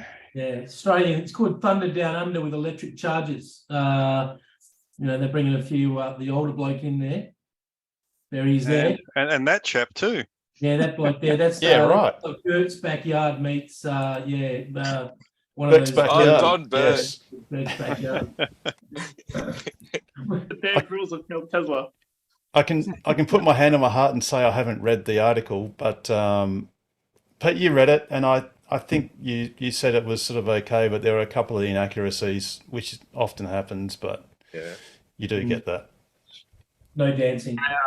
Rob mentioned, and I was actually standing there next to him. I think you were with me as well, Harold, when he said that he was one of the founders of Tokwa, but they printed it as him being the founder. And there was a couple more. I can't recall now what the other one was, but yeah, just a couple of little inaccuracies, but you get that. Big news.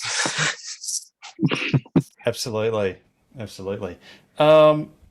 Now, something that I saw, it took me a while to spool this up because my computer's going pretty slow, is we were talking about the weather and all that sort of stuff. And this is a really good image because apart from it showing no snow in greater Germany, which also means lower heating costs and they're not using as much gas, Tesla's natural gas receival facility is all but finished. So they've basically effectively finished all of the bitumen works. So as you can see, it's basically intended for trucks, LNG trucks to come up, and this little roof there is just for like a little bit of cover. and they'll basically come up, park here, and then they can basically use the natural gas for the Giga casting machines. Unfortunately, this thing is going super slow, so I'll stop flogging that dead horse. But yeah, it's really good to see Tesla in Germany ahead of the curve, as Pete would say, with the natural gas situation. So there you go. That's so cool, man. And yeah, it's just great to see Tesla doing that. They always do that. They never stop. Another bit of news was, of course, we had Franz von Holzhausen, that interview on Ryan McCaffrey's Ride the Lightning podcast. You know, if you've looked at Teslarati, they've turned, I don't know, 300 words that Franz has said into about 15 articles of various bits and pieces. But yeah, it was a good interview. Don't have any highlights for you, Paul? Cybertruck. Cybertruck, definitely. The Cybertruck talk. And I thought, when Ryan asked about, the shot on the, the museum, with the smaller Cybertruck, I thought he was going to ask about that as, that, but then he talked about DeLorean and went off on the DeLorean track. And I was like, perfect time. So I was yelling at the podcast several times to go, would you stop banging on about your bloody DeLorean? Bloody DeLorean, yeah, exactly. Ask the questions that matter. I know, it was half an hour of DeLorean talk, unfortunately. So, yes. But yeah, that was interesting, the slight thing about maybe 6 months, them spooling up. So that was pretty good. So hopefully they get their A and a G and get our trucks over here. Yeah, you might get the Cybertruck by 2026, not 2027. I think I might be. I think Nigel, I might be your age by the time I get my truck. Yeah, we'll be down at the men's shed hanging out there with our Cybertrucks. Well,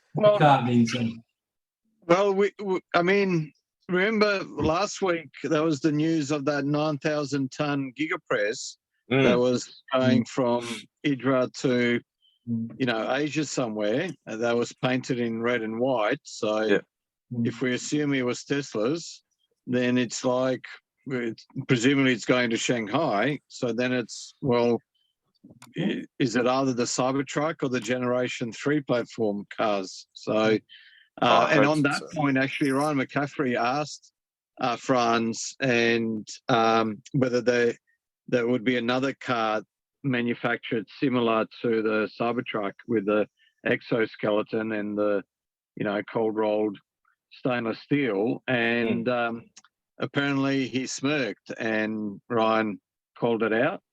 But then again, he did try and cast some doubt on it as well by saying, that the Cybertruck is exceptionally utilitarian and, whether you could justify that on other cars. But yeah, it was interesting. Oh, yeah, I just spotted your Starling in the back there, Jared.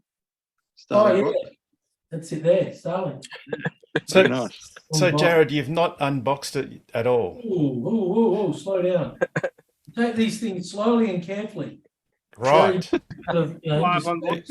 still got the plastic on your lounge and stuff like that? Yeah, that's come off last week. Next week comes off. About 3 years comes off. That's funny, Jared, because mine arrived. I unboxed it, made a mounting and welded up a mounting, put it on the roof. 3 days later, I sent it back. Oh, really? Why? It was just because the internet was all right, but it was twice what I just changed my service provider. I've got good internet here. It's half the cost. So anyway. I bought it for the RV mode, not for home internet. Yeah, that's just good. Just for the RV mode. The fact I can go away, go to a caravan park and not be struggling to get signal or, be somewhere remote, not struggling to get signal. And, I look at it as a safety aspect as well. That's brilliant. If you get into trouble, you've got something that you can phone someone or say, this is where I am, I'm lost, help. Oh, can I get one? At half price, and the fact you get 2 months free. I mean, it's terrible for, like I said, for other people that have bought it, but it's just a great deal for me. It's like it's a no-brainer, really, isn't it? So, Yeah. Carmen, your question was, can you get it? Well, the answer is yes, you can. Yeah, of course. So it's Just for- $450 for the hardware. Wasn't can I get it? Plus It 2 wasn't months. can I get it? Should I get it? Oh, well, that's another I'm story. not going on any trips. I'm not going on any trips. I've had too many dramas.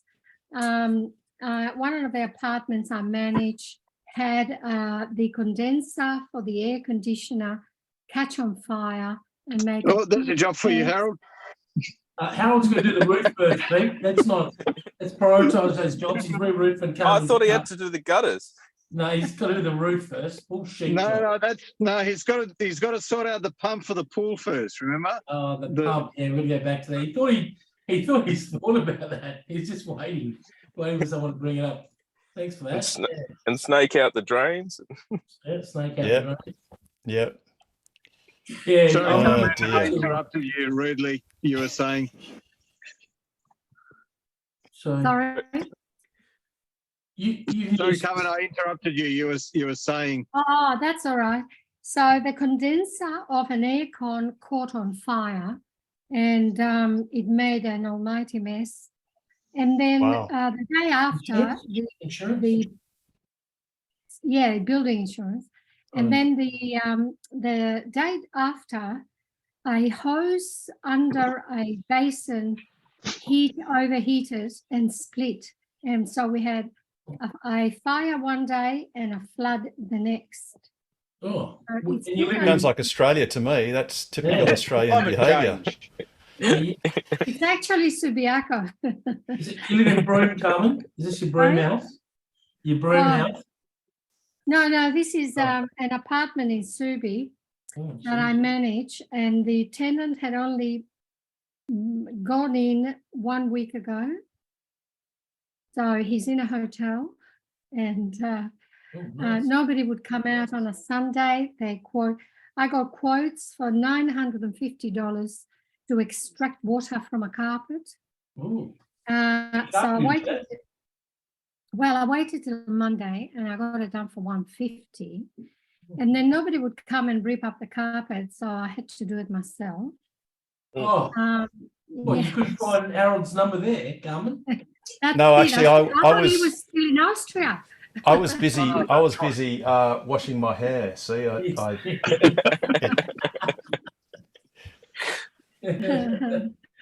And now the walls are wet, and we have to wait. So it's been a little bit harrowing, these fires. Yeah, sounds terrible. But in Subiaco, Yeah. all places. Geez, that's shocking. Well, Did the guy tell you that he was going to put a meth lab in there? But when did he indicate that to you, Carmen, or was that left out of the equation?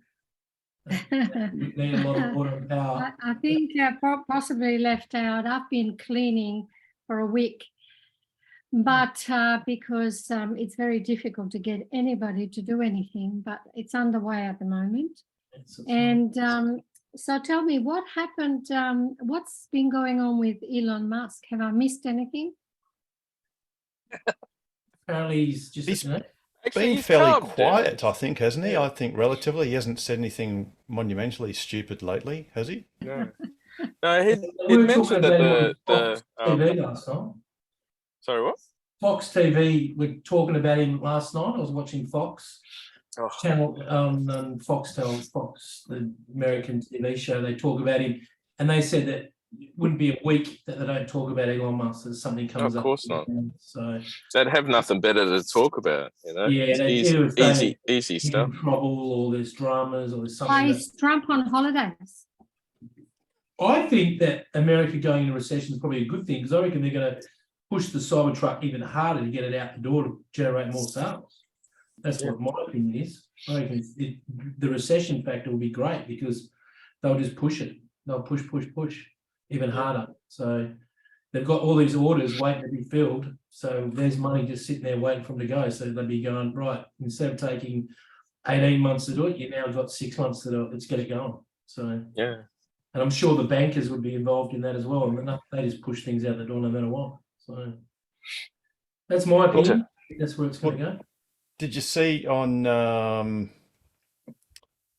ABC News tonight? Alan Kohler had a plot of the sea container cost, Yeah. and pre-COVID it was $2,500 or something, and it got to nearly $17,000 per sea container at its worst. Yeah. And those rates now have returned back to pre-COVID levels, back to normal. Oh. So that's another great factor. Of a lot of these expedite costs are going away. I was doing those costings with the job I do now, and we were paying $6,000 for a container to come from China to Perth, and the last one that we paid was nearly 19,000. The one before that was 22,000, and now we're back down to 9,000 on a container. I haven't seen the one that's coming in 2 weeks, what the prices are on that, but yeah, they are coming back down, definitely. So That's cool. Yeah. which is a great thing, because the prices changing all the time means they'll come back down. Mm. So if anything, I think the whole talk of recession in the rest of the world might be a good thing to slow things down a little bit. So Yeah, absolutely. I just hope they don't put interest rates up and up and up, because I think No. some people are going to struggle with the home repayments, and that will push Australia into recession, if anything. That's my opinion. Yeah, they need to stop. They need to slow Absolutely. down. Just to highlight that graph, that's the graph is actually this here.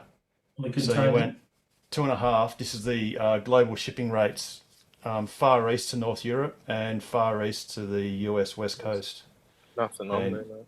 Oh, you can yeah. see that, basically, it's So returned back to Harold, normal. it's just a black It's a black screen, screen, Harold. buddy. It looks pretty shitty, Harold. It's all black. It was Oh, all it's a black. black screen, right? Yeah, it was a black screen. It would look like, is you saying things are bad? I mean, that's really bad. It's pretty grim. That's How pretty about- grim. Oh, love it, That's- love it. Love Hang it. on, that's that. Sorry, no. I'm gonna get this thing. That should. Can you see it now? No. You see a screen that's going to play. What about that? No. It says pinch out for a bigger view. ABC News. Push play, maybe. Yeah. No, push that's play? cool.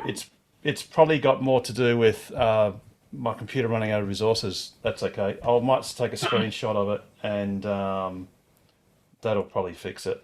Well, hopefully airline fares come back down to pre-COVID as well. It all come, it's just, I think people are still milking it. I mean, Qantas today are saving money wherever they can. They turned off one engine on a plane from New Zealand just to save fuel. Smart boy, I tell you.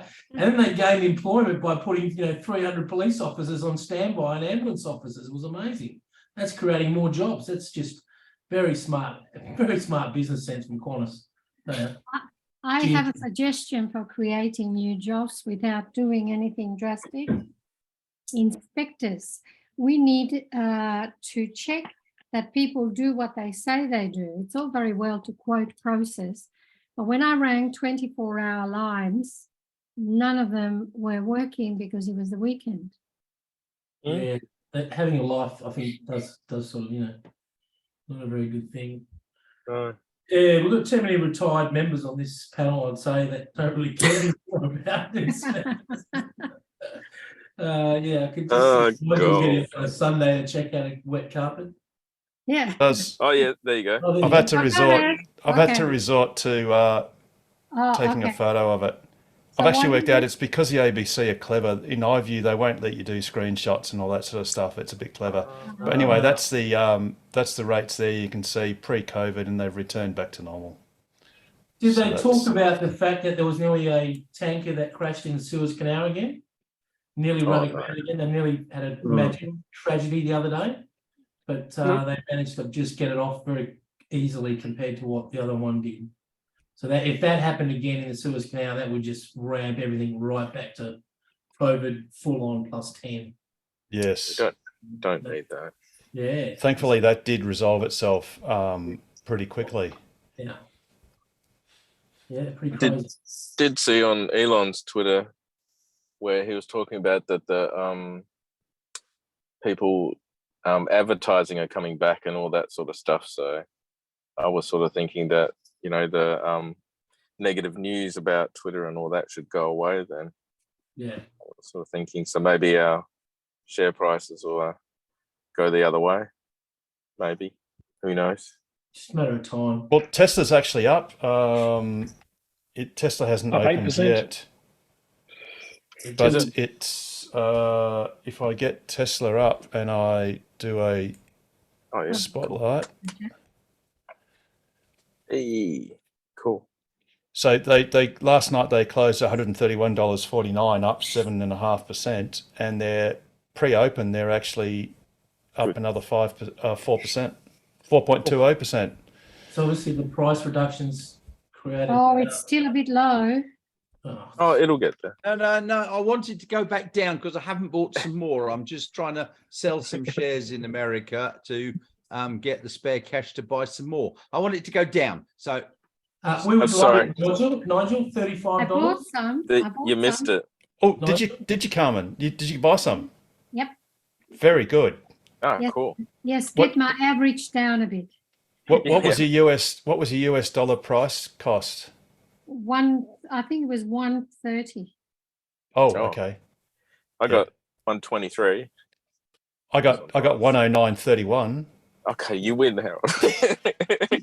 That was a couple of weeks ago. That I got was mine in 2016, so my first lot. I won't say how much they are. Yeah, they were $800 each. No, they were fuck all. Oh, okay. Yeah. There you go. What were they now? Yeah. But yeah. Now they're 131.49. Now look, you got to Either hang way. on to it. That's the bottom line. You just got to Yeah, hang on. Yeah, you don't jump Hang ship. on. Away.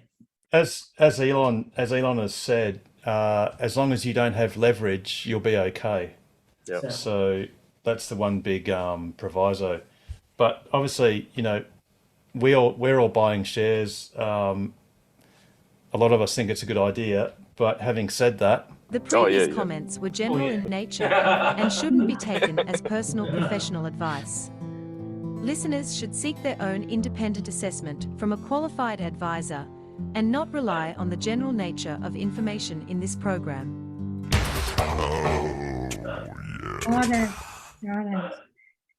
But anyway, I mean, according to the Wyoming legislature, they are going to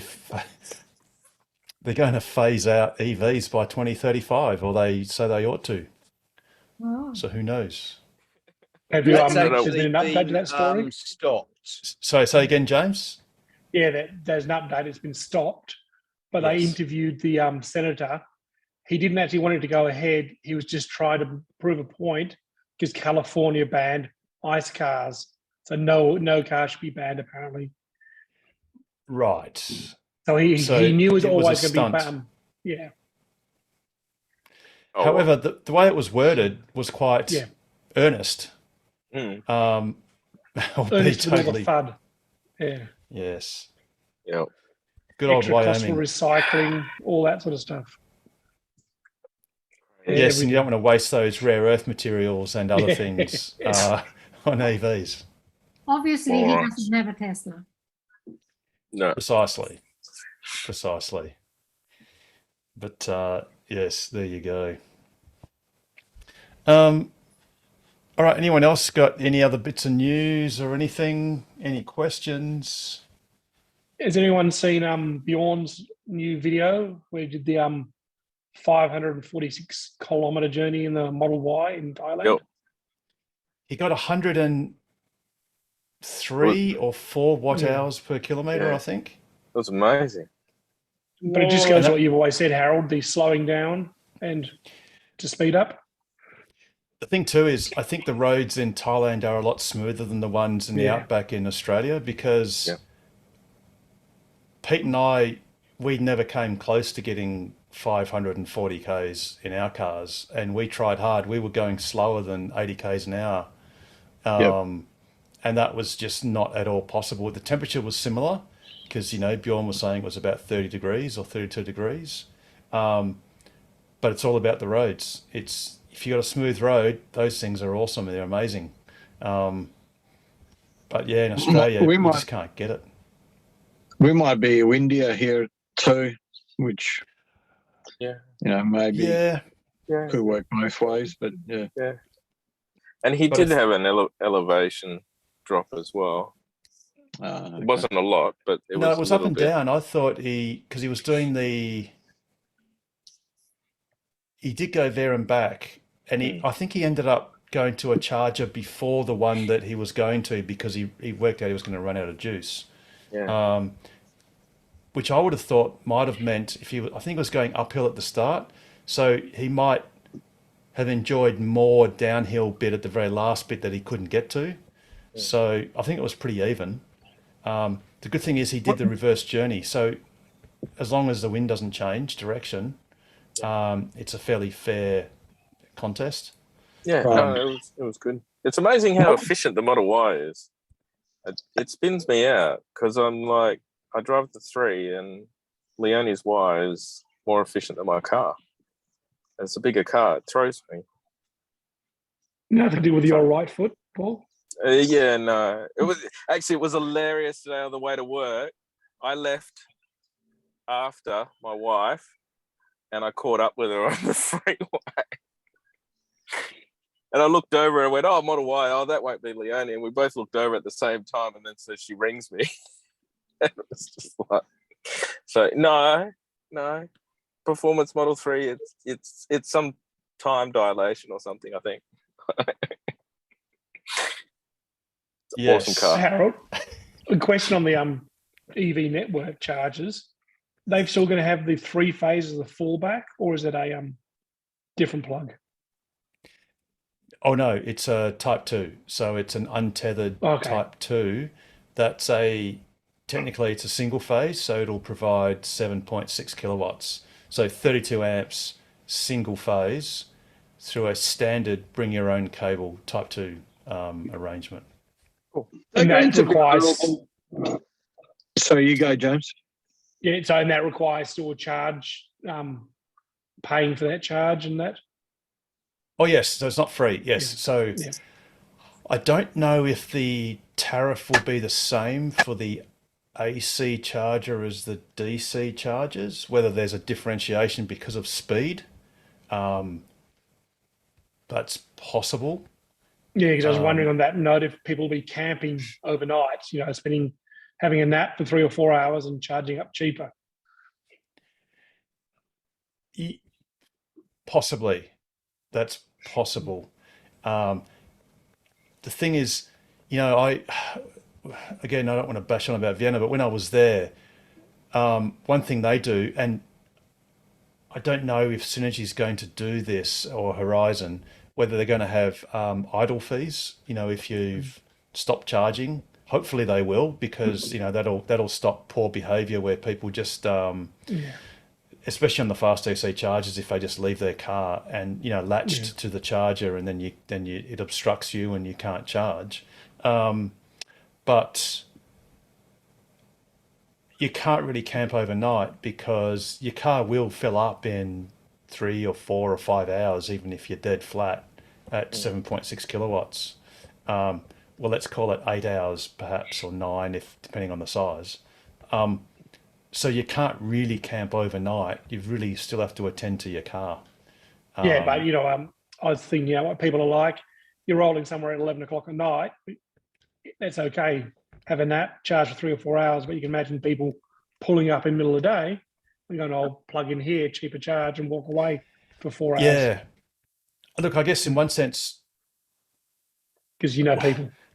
I know, and it's all about the humans. If they were all autonomous cars, they'd all behave well and everything. There'd be no problem. One part of me thinks they should possibly have a price difference so that if the locals, they can get cheaper charging, and it's okay if they sit there for a couple of hours or whatever, because you're not really interfering with the tourists. But then the other part of me says, no, I don't know. Maybe it's better to have the same.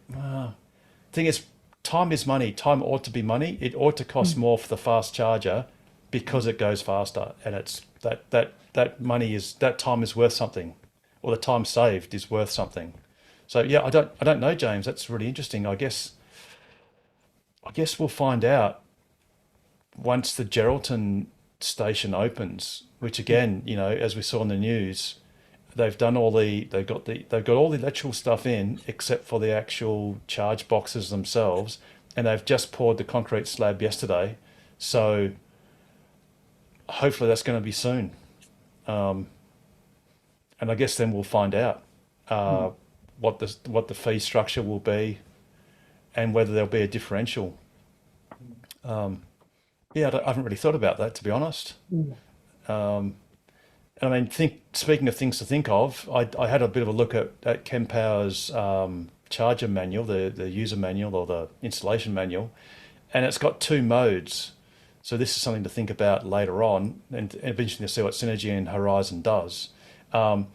If you've got one car, it'll just charge up at the full rate, so 150 kilowatts for as long as the cable can handle it. But if 2 cars turn up, you've got 2 choices. You can do what the Eaton supercharger does, which is whoever's first gets the biggest slice of the charging effort until they taper, and then you incrementally get 30 kilowatt blocks of extra charging for the car that came later. So I think that's called arrival precedence or something like that. So whoever's there first gets precedence. Or you can just do the democratic one, which is if one car has been there for, X number of time, doesn't matter, and another one turns up, they just get half each. Or if the car that was there already or a car that's quite full, as it tapers off, the other car still gets the surplus. But if they're both hungry, you get half each. So I guess that's an interesting thing to work out, whether you want cars that turn up first to leave first. One thing I was thinking of is, you can imagine if you're on a road trip and you happen to be unlucky to sort of effectively be following someone, or should I say someone's following you, sort of, then maybe you'd prefer if your car got a bit better service at the start, so you've got a chance to get away from that person and charge unimpeded at the next stop, so that then when they turn up, you won't be interacting for very long. So there's a few different ways you can slice that. But again, we won't find out what happens until the actual units are installed. Yeah, it makes sense. If you car there first is given priority, get rid of it, get a free slot. But I guess the danger is you have to assume they're charging to 80 or 100%. Oh, well, the thing is, even if it's 100%, the good thing is, if as the car tapers off, like let's say the Kempower's got 150 kilowatt capacity, and let's say a Model Y standard range tapers to, I think Bjorn was showing it in Thailand, it was sort of like 80 kilowatts at, 60, 70 kilowatts at 70% or something like that, I think. So it wouldn't matter if it was given precedence for the first part, because it would then, there it is. So at 70%, it's doing, say, 70 kilowatts. So that was my charging curve that I did at the Karrinyup shopping centre. I got there with about 8%. And as you can see, I got 171, but by about 15%, it drops off. And it's your Model Y, Nigel. That's my Model Y. Oh, very good. Okay, yeah. So you could see across flat. So yeah, so you could then see, say if your Y, say you turned up first, Nigel, and you got full service, and then someone turns up when you're at 80%, then you can see that at 80%, you're only consuming about 55 kilowatts. So that means the other car would be offered, within modules, it would be offered, 100 kilowatts. So that's fine. So that doesn't really matter so much. What matters is, say, if Nigel turned up at 5%, and then 1 minute later, someone else turns up, then what you'd probably want is Nigel to be able to get his very high charging early on, which, I mean, the Kempower would tap out 150 kilowatts anyway, roughly, so it'd be a bit less. But then, 10 minutes later, I don't know how many minutes, but X number of time later, he would taper off to say 120 kilowatts, 110, and the other car would get whatever's left over to within a module's worth. Because the Kempower units have 30 kilowatt modules. I think there's something like 30 kilowatt modules or 40 kilowatt modules. I'm not entirely certain. I think they're 30. That sounds about right. 30. Yeah, that's good, Nigel. Yeah, thanks for that. Between 20 and 50%, it was fairly flat. Yes. 110 dropping off to 100, and then it was just a steady decline. So at 85%, sorry, 80%, as you say, it's only doing about 55. Yes, or that's right. Under. And So the then good news next there drop is, off is at 95. yeah, so what you really want to do, oh, and this is something that I saw, I'll just take you off thing for a sec. Thanks, Nigel. One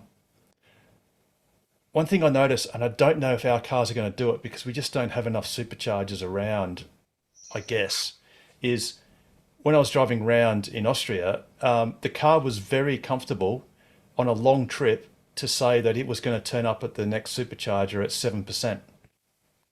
No problem at all. As it turns out, I think I turned up with 5%. But the car was happy to suggest that, even though there were other superchargers earlier in the trip that would have made that calculation different. But the car just said, no, I'm gonna tell you to charge here, and then when you get to the next place, it'll be 7%.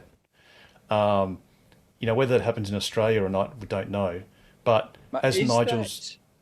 Sorry, is that, do you think that the superchargers are reporting, or it knows that there's 6 cars heading there and they'll be there, so let's bypass that and go to the next one? I don't think so, because what I did, well, they could be, and they do sometimes change the suggestion according to congestion, but the difference was none of those superchargers were congested. So, and when I finished the session, I didn't see like an influx of cars or anything like that. I think it's just that the Tesla, perhaps in Europe or and in the States, they're more comfortable with knowing what the road conditions are. They're more comfortable with knowing what the predicted path will be. And they know that if it predicts 7%, well, regardless of how you drive it, it's going to make it. So when you look back at your curve, you got the fantastic charging at 5% SOTA charge. And of course, most people in this room even would think that arriving anywhere at 5% is just one of the worst things you could do to yourself. But the point is, if you can do that or get to 10%, say, or 20%, that's when you get the really great gains of adding range to your car at a great rate. And that's if you want to get to somewhere quickly. You've really got to take, at least in the Model Ys, the battery down low to get the really strong charging. Yeah, but it's probably more efficient to run between 20 and 80, get somewhere at 20, charge it up to 80, because you get a fairly reasonable, what was it, 115 kilowatts into the battery as a steady feed in between 20 and 50, 60, and then it dropped down a little bit. So by 80, 85%, it's dropped down to about 55. So it would make sense just to run it between 20 and 80 and go to the next one, because that will be the shortest amount of time charging. Well, if you're doing 200 kilometers, if the interval is 200 kilometers and you arrived, say, at 20%, then if you're averaging 150 watt hours and you're doing 200 kilometers, that's 30 kilowatt hours. So if you start at, if you've got a 50 kilowatt, of the battery, a bit less than 50%. So if you went from 20 to 70 or 15 to 65 or 60, that would be when you get that would be the most optimal, fastest journey. But the safest journey is from 20 or 30 to 80, and then you just don't worry about it. And you're probably only saving a few minutes anyway. But, you know, it'll be a great problem to have when we try and wargame how to traverse from Perth to Kununurra in the absolute shortest time, as opposed to just the awesomeness of being able to do it in the first place, you know. I can see another race coming. We never race, Nigel. Harold. Oh well. Race. We got to get over the. We got to get our. What's next on the next tally is the new Model X and the new Model S, perhaps, because they're going to have great ranges, and the Cybertruck, and then that'll get preceded by the greatest of all, which will be the Semi. So. Oh well. Anyway, I'm going to beddy buys. See y'all next week. Very good, Nigel. Glad to see you back again. I See you next week. I might join you, Nigel. Oh. It's 20 to 1 here in the morning. I was about to say it's tomorrow, isn't it, Pete? You definitely are ahead of the curve. Where are you? Just in Melbourne at the moment. We've come from Sydney, so I borrowed my brother's Model 3. He's driving his Model Y, and we've done a Sydney to via Canberra to Melbourne road trip, and we're going from Melbourne back to Sydney in one leg in a few days' time. Oh, is this a boys' trip? Okay, see ya. See you, Nigel. See you, Nigel. See you, Nigel. It's a family trip. I'm gonna let you go, Pete, because it's far too late for you, and you've got you can't afford to. You need a rest because you got to get up early tomorrow to have a holiday because you can't just relax on holidays. You got stuff to see and do. I've got. Yeah, no worries. Have Thanks. fun. All right, take care, Pete. See you, mate. See you next week. Bye-bye. Cheers. Actually, I think Pete will still be in Australia Day is next Thursday, isn't it? I'm pretty sure. Yes, correct. So I think he'll still be in Sydney next Wednesday. Yep. A lot of sickies on the Friday. Yeah, what a spectacle. Right. Yes. Yes. We might get some drone fatigue because we're going to have less fireworks and more drones. Yeah, they're going to fall apparently. outside. Oh, yes. Yeah, so the fireworks aren't being launched from the barges anymore, so they're going to be launched on Langley Park apparently. Yep. So my yeah, friends will be happy about that. They have a 12th floor apartment at Langley Park. Yeah, cool. Let's just hope the chrysanthemum goes straight up and not at an angle. Yeah, Yeah, exactly. takes out their cat or something. Yeah. Exactly. Gold. Oh, I better go to bed too.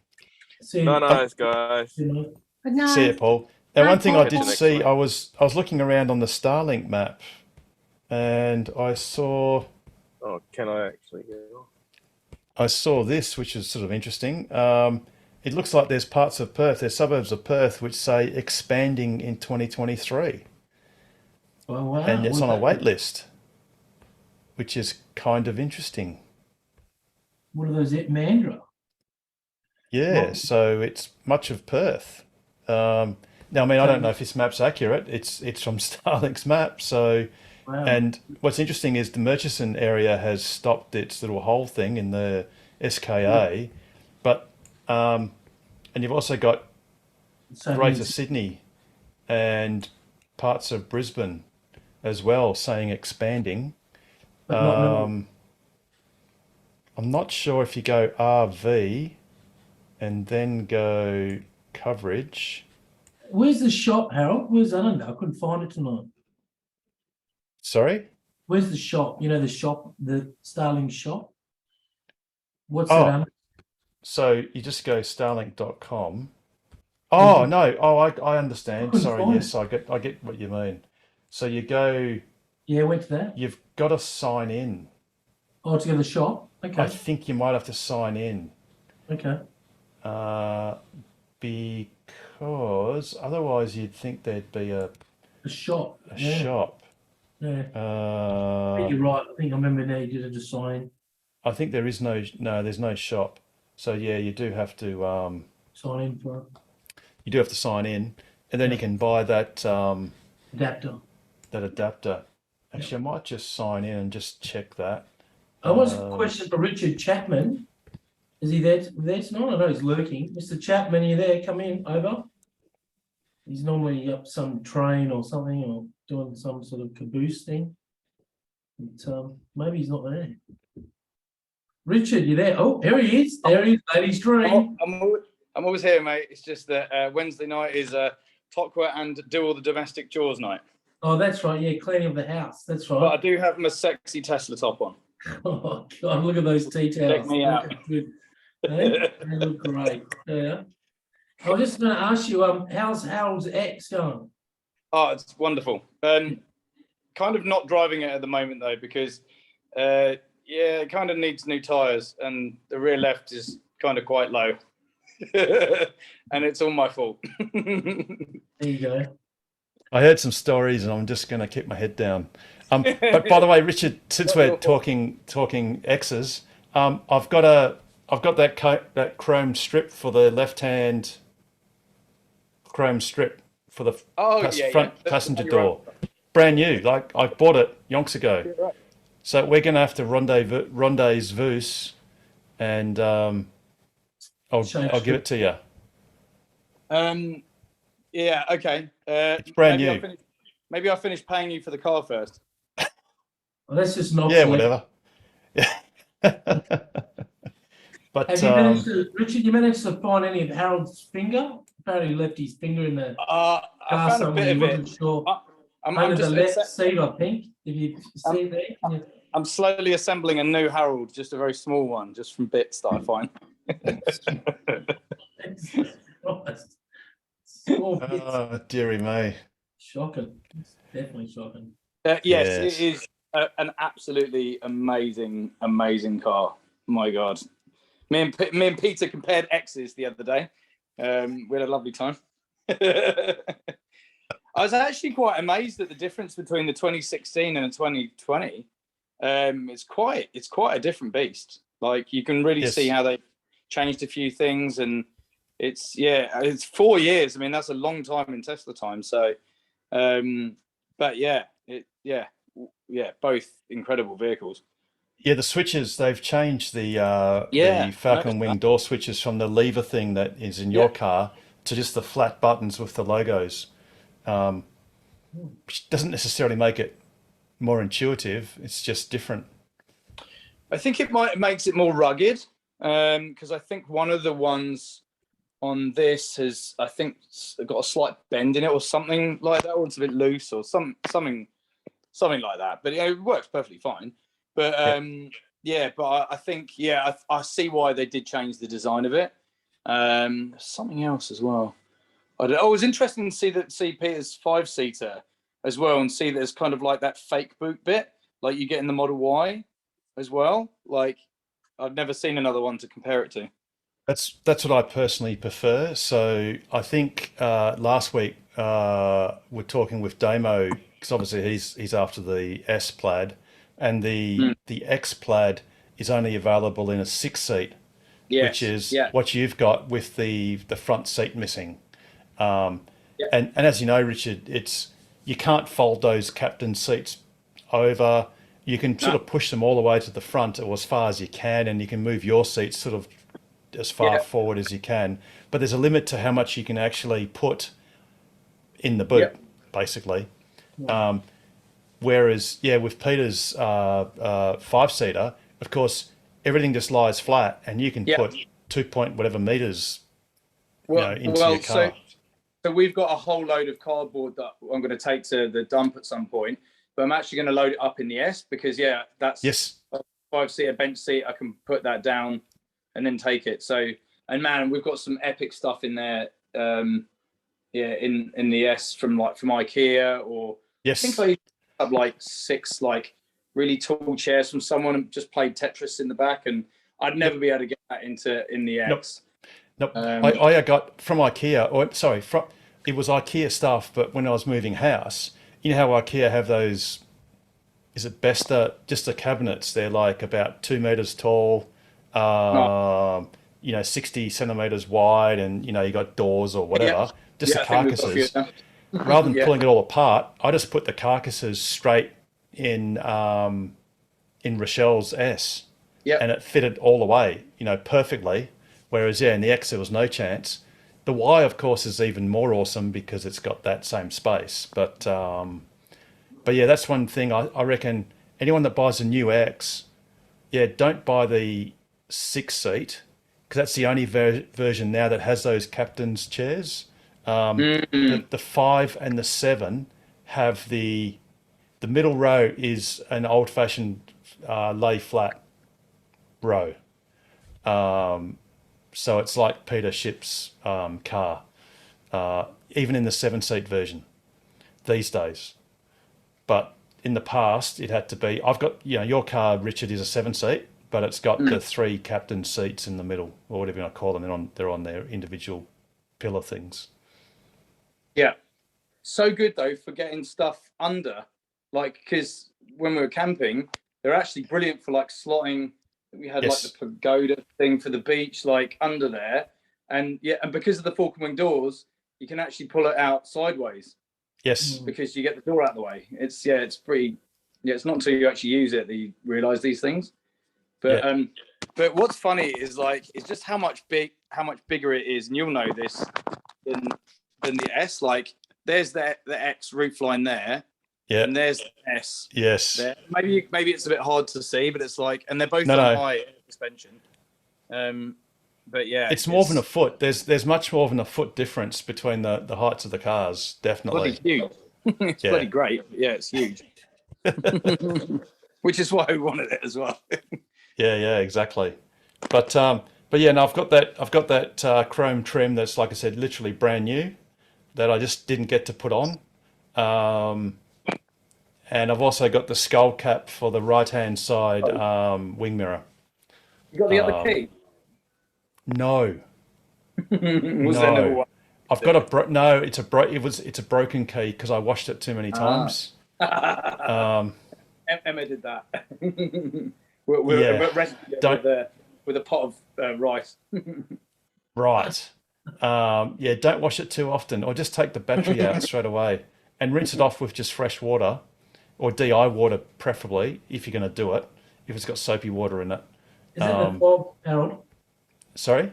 You're talking about the fob, the black fob? Yes. Yeah. And the fob isn't. The problem is the fob's not currently available in Tesla's shop. Basically because it doesn't really comply with the new regulations, so it can't be sold in its current state. But I mean, Tesla might be able to repair it, inverted commas, but yeah, don't lose your fob. Yeah, right. So we can't even get replacements now. That's interesting. Yeah. No, the only way you could, which is probably technically illegal, I'm not entirely certain, is to just get it grey imported from overseas. Yeah. Because I believe Australia is the only place currently that has this lithium-ion battery, these new regulations. Yeah, that was a couple of shows ago. Yeah, that's right. Yeah, one other one. Yeah. So, and it's the reason why if you go to Bunnings and you try and buy a CR2032, you need scissors to cut them out of the plastic because you just can't pull it apart. Yeah. But look, it's safe. It's safe for little kids, because these things do kill people. So, it is a safety thing. But until your kids then want to know what you're doing, and then you show them, and then they've scissors, got they copy you. Let me get the scissors and open it up. It's like a guy I know, with pull gates and fencing and all that sort of stuff. These are fully grown adults. I mean, these guys are in their 30s, I think now, but they were twins. And what they do is one twin would basically climb on the shoulders of the other twin so that he could get high up to the gate and unlatch the gate. So they cooperate because they got similar minds. And once they were in, they couldn't swim. So what they do is it's like porpoise. They just like sink to the bottom and kick off from the bottom, go up to the surface of the water, take a breath, and then sort of sink down and do moonwalks sort of across the pool. But anyway, Jared, I found that shop, so I did log in, and the shop looks a bit like this. So you can buy all your different accessories, but you do have to log in. And once you log in, the shop will just be a logo there straight away. And you can buy cool stuff like the Starlink travel case. Yeah, have you got that? I was going to get that. No. Look, it's almost the cost of the Starlink unit, mate. You got a flashing mount. You've got a new. Yes, these are Australian prices. You've got the new router, the wall mount. So that's the one I got it with, that router. Yes, you did, but that's in case. I don't know. Maybe you broke it, or I don't know, lost it or something. Yeah, right, okay. Because you don't have to use it. And then you got your wall mount, and then what you want is the that one there. Ethernet adapter, which is $60. Yeah, that's fine. And you've got quite a few other pole accessories and all that sort of stuff. But as I've shown in the past, I just used a couple of sandbags on a rental property, and it worked all right. Right. Well, I don't plan on using it at home. Just away. So that Yes. travel bag might be good for me because but it's expensive. Yeah, it's Well, just you've got your box, you've got the good looking box behind you, and I mean that I dare say that's not much bigger than the travel bag, so you could just use the box, Jared, yeah, and just put it back in the box that you got it from. yeah. Okay. I'm excited to turn it on. That's for sure. So, Yes, and the good thing is, so what does it mean? It's going to get better in Perth? Does that mean that you're talking about that space station? Maybe that's what they're talking about instead of going to Sydney. oh, so no, so what one of the issues, like if you talk to Ken Taylor, who's an IT, guru, Right. it's not so much about the speed of the internet that matters, it's the ping. Yeah, Because so if you've got a lot of interactive websites, it basically has to keep sending information backwards and forwards to actually load the page. And it's not so much the speed of the information, it's how long it takes to actually get a reply back. And Starlink's ping in Perth is about 70 milliseconds, which compared to NBN is really slow. NBN's about 1 millisecond to Perth, like to a server in Perth. But that's because the signal goes from your dish to the Starlink back to the ground station. So that's either in Cataby or Bullabulling or what, a couple of different places in Western Australia. But then it goes by fibre optic cable all the way to Sydney, because what's called the point of presence, or the point at which Starlink connects to the actual internet, is in Sydney, rather than being in Perth. So that's why I went off Starlink for doing Ask Us Anything, because of the ping was a little bit. If you had two people on Starlink at the same time, like in other words, if I was on Starlink talking to Pete on Starlink, the ping starts to add up, and you can kind of sense it. So anyway, eventually Starlink will presumably have a point of presence in Perth, which means Is that what they're talking about with that map, you think? No, the map was. I'll just get back to the map.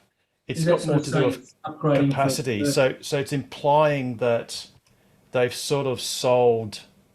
Sorry, I just got to get back onto Starlink. Local, it's too much for local. There's too many local people in Perth using it.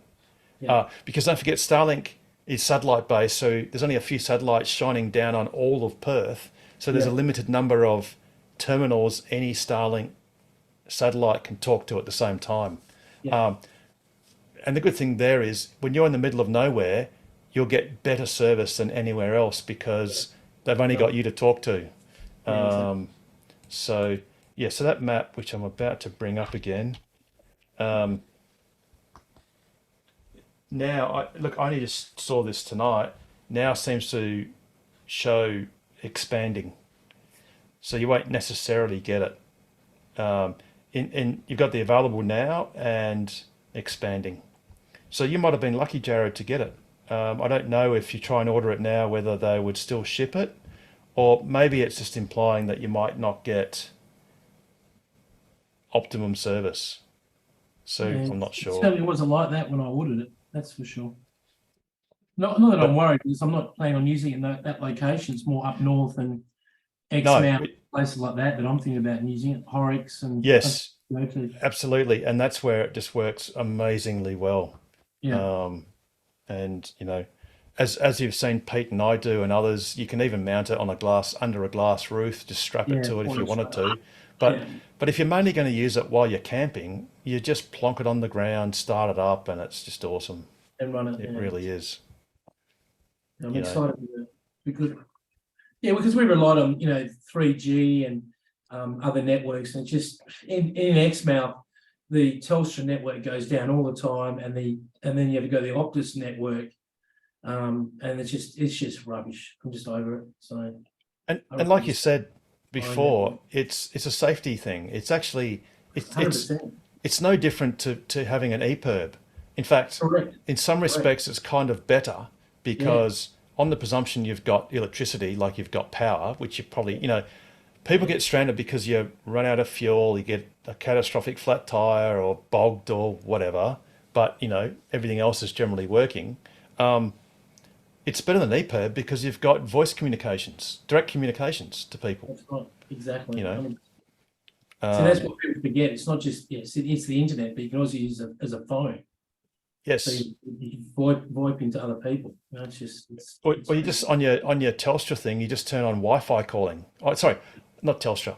On your phone, your mobile phone, you just turn on Wi-Fi calling, and your Starlink's Wi-Fi, Yeah. and it'll just use it. Yeah. You know, Much better. or you can use WhatsApp. You can use whatever, any app, and Yeah. and it'll work. Yeah. No, it was a no-brainer for me. That's for sure. Definitely a no-brainer. And I really can't wait till they start using it on airplanes because on my flight back from yeah, I was on the Dubai, way- yeah. there was zero internet service on the plane, on the A380, nothing. Because Wow. we just got a message that said, "Oh, the internet Business isn't class. currently available on this flight," and it's like, No, that's bad. so I hope they get Starlink soon because then it will be available all the Yeah. time. How was that? Did you go to the back of the plane? Did you enter to the bar area? Oh yeah, yeah. What was amazing were the multitude of children. There was like a couple with 3 little kids, and I'm talking sub 5. Right. And the hostess was explaining that they do get a slight discount because children apparently don't pay some tax. There's some part of the ticket there's a tax aspect to the ticket, Yeah. so that's Camel- tax exempt. But they're still paying full fare for little kiddies that. Anyway, it just spun me out. But yeah, little bar section's okay, but Pretty interesting how they put the bar ledge across the emergency door. I was like, well, that's a bit different. Emergency door, solid Jarrah bar ledge. yeah, because it's Leaning most against important to be properly lubricated before you think about getting off the plane, because it could be an arduous experience going down the slide. That's a long slide, that one. That'd be freaky, that slide. Definitely freaky. 2-story high plus another level. Oh, yeah, great. That'd be Well, freaky. they've actually shown footage of them doing the type testing for the A380, and of course they have to actually disable half the slides. So you've got to get all the passengers off using half the slides in no more than, it was a number of seconds. It was 100 seconds or something. That's crazy. And they do it, and they get volunteers to do it, and they don't practice, and yeah, they get it every time. Yeah, right. The Emirates people are pretty intelligent, that's for sure. Yes. Those crews are pretty switched on. So Yeah, exactly. well, that's good. You enjoyed it then, eh? You live it up a bit, or? Oh no, just had a nice sleep, and yeah, didn't really. The first class is just another level again, Harold. When you go Yeah, but past that curtain, oh, it's Yeah, but I've seen the videos, Jared, and it's like, yeah, yes, you get unlimited caviar, but I don't know. I reckon fish eggs is a bit overrated, if you ask me. The shower is pretty cool. Yes. Having a shower, and that was pretty cool. And You only having got 5 minutes. 3 hosties to like 8 people was like, and there was only 3 on the plane, so we had our own hostie each. It was very good. So yeah, I wouldn't pay for it, but when I bought it, it was business class pricing, so Yes. it was Yeah. worth it. But they don't say no to you in first class. There's none of that. Whatever you want to do, it's like a whole different world. It's pretty impressive. So Yeah, absolutely. did like But, Emirates. yeah. There you go. Yeah, Anyway. hopefully the pricings will come back to COVID pricing. Pre-COVID pricing, where it's not so crazy. Yeah, but everyone's flying these days. Actually, Carmen, when are you going on your next trip? It's going to Um, work 5th of overseas. February. Oh, I'm really? going to New Zealand. Oh, fantastic. New Zealand. Is that Spain? Is it near Spain? Rotorua. Is that near Spain, Rotorua, Carmen? So you mean Old Zealand? You mean Zealand? going to Rotorua and Wanaka, Queenstown. Are you going to do bungee jumping, Carmen? No, just visiting friend. Okay, no bungee jumping. Bungee jumping is very dangerous, Jared. Oh no, it's fine. It can dislodge your eye cornea. Ooh. It has happened. That sounds painful. Well, there you go. There you No, go. safety first. I'm just going to go to the wellness spas. Okay. Rotorua has a lot of springs. They're very good. It's a bit smelly, but it's very good. There you go. Cool. Very Well, there you good. Now, James, you've just sent a link, a call to make caravan parks EV hotspots. So can you talk to this article? Yeah, looks really interesting. We're talking about across Australia, they want to get government funding to put destination charges, fast charges, trying to get a bit more of the tourists embracing the EVs. And Yeah, right. so it looks really good. So are they looking at? I mean, there's a place to stop and park. Yeah. Yeah, so Mr. Chippendale said installing fast charging electric vehicle stations in caravan parks along major travel routes throughout Australia could deliver a simple solution for the emerging industry. Nice. Yeah, cool. I mean, they tend to have good power. But, yes. Yeah, if you're not ripping through town, you can park for a couple of hours and wander around and charge up. Park for an hour, have a cup of coffee. The thing is, you know, the current federal government prior to the last election actually promised a national highway. So, and that was of fast DC chargers circling Australia and going up the centre. And obviously, with most of the state governments already creating their own, you know, let's hope that the feds still continue with that funding and do it.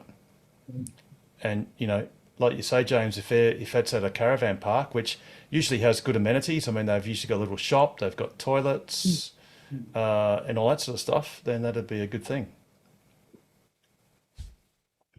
James, I just remembered, I actually had something to ask you.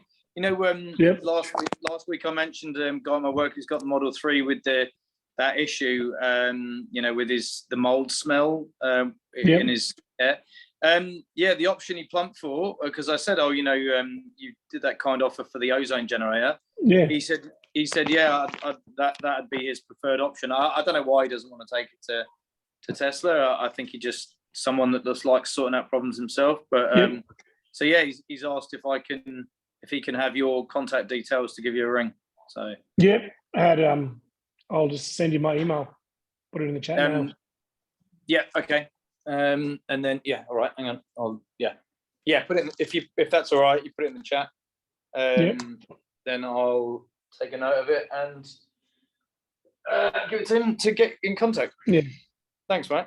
I'm in Hillary, so north of the river. So okay, brilliant. Yeah. How are you going, Peter Ship? All right. Sorry. How are you going? Good. It's good to hear.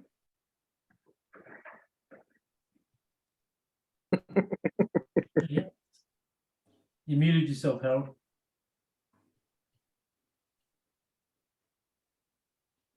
You're muted. You're muted. Oh, there you go. There you're back.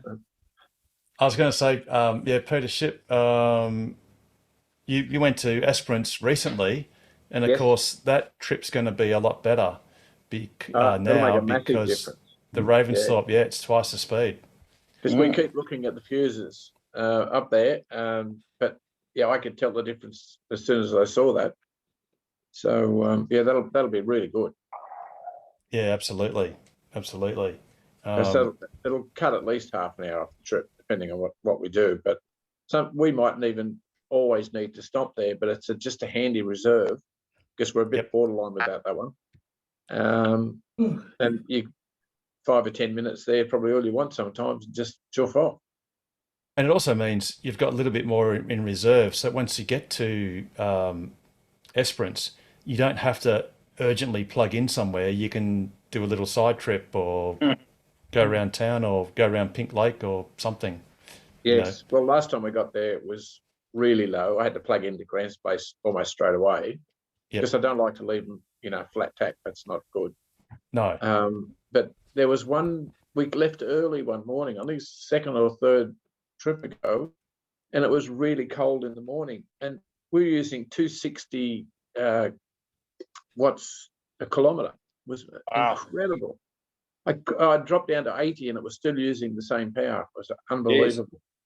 So was that a strong easterly, or was that? It didn't appear to be a wind, but it was just. right. I think it was the cold, and it was horrible. We were never going to get to Lake Grace. That's where Ravensthorpe saved us. It was good. Yeah, yeah. But it is a good trip. But it's an enjoyable trip. We like it. We've got Yeah, resistive absolutely. heaters in our Yes. cars, don't we? And because have all the new Model Ys got for Australia always had the heat, Heat pump? pumps. Yes. Yeah, they've always had them. Yep.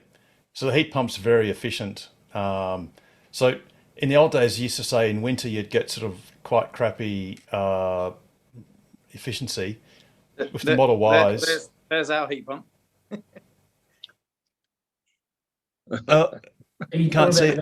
solar panels on your. No, that's the bottom of the heat pump there, and there's a hot water cylinder. I just happened to have sat down right in front of it. Oh, sorry, in the reflection in the glass. Yes, got you. On the other side of the glass. But Oh, the other side. Right, yes. Yeah, exactly. A bit hard to see, but yes. But yeah, so now in the Model Ys and the new Model 3s, it's not an issue because the heat pump is so efficient.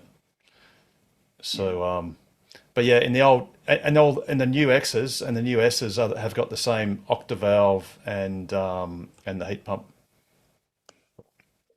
Those So, new you know- X's and S's, they'll be fantastic, I reckon, with all the little refinements they've put in. And they'll be brilliant. And if you get the big batteries, that'll just be bonus on top. Yeah, they haven't done that yet. They're still the 2170s. Yeah, but they might because- by the time. we Yeah, get them, I reckon. by the time They come out. by the time I thought get they- my order done. I thought they were still using the 18650s in the S's and X. Oh, Yes, sorry. They are. Sorry, 18650s, even worse. Yes. Yep. But they've changed the chemistry, so it'll be the current chemistry, just the old form factor. Although, they've changed the way they're no longer in 12 or 14 modules. They're in 4 modules now. The battery pack itself is different, completely different. Because I thought you still needed a larger number of cells to get the performance, to draw that current from a larger number of cells to be able to run through the plaid motors. I thought that was why they still kept with the 18650s. No, the story was the explanation that Tesla gave, or Elon Musk at one of the earnings calls, was they didn't want to disrupt production. So they've got lines that are currently doing 18650s. They didn't want Panasonic to basically dismantle those lines and change them. They just wanted to they didn't want the change in the design to affect the supply of batteries. Yeah, At right. the time, they were still cell constrained. So they just made that decision. And also, I think it's probably packaging, because the 2170s, for example, are an extra, 5 millimeters taller, which, well, that's not really a lot, is it? But, they're 5 millimeters, and the 4680s are 15 millimeters taller. And obviously they're cell constrained on those because they're only making about 1,000 cars a week worth of batteries at the moment. And they need to ramp that up so they can start making Cybertrucks, because we know that the Cybertruck's got the 4680s. Do we reckon those IDRA presses are actually only just for the Cybertruck, or do we think that they're also for the Model Ys, say? This one here being assembled in Texas, that's definitely the 9,000 ton press. And Which you only need the Cybertruck, is that right? Pretty right, yeah, pretty much. That's what Elon Musk explained, that for the Cybertruck, because it's got much bigger parts, castings, you need 9,000 tons of squeezing force to keep it all together. Because of course it's not the 9,000 tons. It doesn't squeeze the metal, or you don't sort of put stuff in and it squeezes it. you have to hold the two dies, the two parts together, and then you pull a vacuum on it so that there's no air that needs to be compressed out the way or whatever, and then you've got to inject the molten aluminium alloy, and I think the whole process is much less than 100 milliseconds from empty to completely full. It's got to go in really, really quickly, and then the trick is you've got to then rip the heat out of the molten aluminium so that it solidifies, and then you can pull it apart. And I think the cycle time was something like 45 seconds. So they said the biggest challenge is actually cooling the thing down, because the aluminium naturally gets it hot, but because it's much hotter, and then you've got to cool it as quickly as you can to solidify it. Sounds like a night out with Carmen, really, when you think about it. It's Carmen is pretty crazy. Is that right, Carmen? It is. I'm not even going to. Yes, please. That's right. As I was going to say the late great, but not yet late, but certainly great. Pauline Hanson would say, "Please explain." But when it comes to the gigacasting, yeah, it's all about the speed, and the great thing that Tesla has achieved with the help of IDRA, bearing in mind that out of 5 or 7 casting manufacturers, every other one said no, and IDRA said maybe, is that none of those castings have to be finished. Previously, any large casting would have to then be machined to get the proper tolerances at the points where it needed to be in good tolerance, because in the old days you used to have to heat treat the castings, and when you heat treat it, it deforms it. So what Tesla have worked out how to do is cast it with an alloy and with a process that doesn't need later heat treating and doesn't need finishing. All of the surfaces, all of the fixing points and all of that sort of stuff is micron accurate to their tolerances and don't need machining. Well, I don't think it's the same, but I have done casting. Yeah, lost wax casting. In gold and silver. Yes. So you make your pattern out of wax, which is what you want, and then you put it in that sand mixture or plaster mixture. Or cuttlefish. Oh yes. Yep. Oh. So you push. So you mean you're like sort of like a ring. You would push into the cuttlefish. Yep. And what you'd use two. Or you cut the cuttlefish and slice it in half, and use the 2 halves. Yes. Yeah. Yeah, well, it's a bit just like that, Carmen, but that's a huge cuttlefish. That's what I meant. That's what I meant, Carmen. You know, that would make Jules Verne 40,000 Leagues Under the Sea thing book just off scale. Yes. Oh, there you go, mate. There you go. All right, take care, Jared. We'll see you next week, mate. Have fun. What are you doing any big events at the moment, Jared? No, not at the moment. I've been on holidays. I go back to work on Monday. All right. And I've got a few jobs coming up that I'm doing, but nothing too exciting. What's happening in Perth? Any big events apart from Frozen? Probably the next big one is Ed Sheeran. That's probably the next big event. That's huge. So, really? Coldplay, November, December this year. How old is he? Ed Sheeran. I don't know. I'm not a big fan of his. No. But he's bringing a very, very, very large production over. I could imagine. 115 trucks, apparently, I think the count is at the moment. Okay. And what about this talk about having some movie sets in Perth? Yeah, that wasn't going to be in Fremantle, and of course they've now moved it out to Malaga, I believe. That's going to be out there. They're just near Whiteman Park, I believe. Just at the bottom. Park, there you go, moved. By the way, Ed Sheeran's 31, Carmen. Yeah, he's a bit young. And he's got a spouse And he's got a he's couple got, of kids. and he's got one, a He- couple of, oh my God. He yeah, does. The two show children. that he's bringing out is actually quite remarkable. Is it?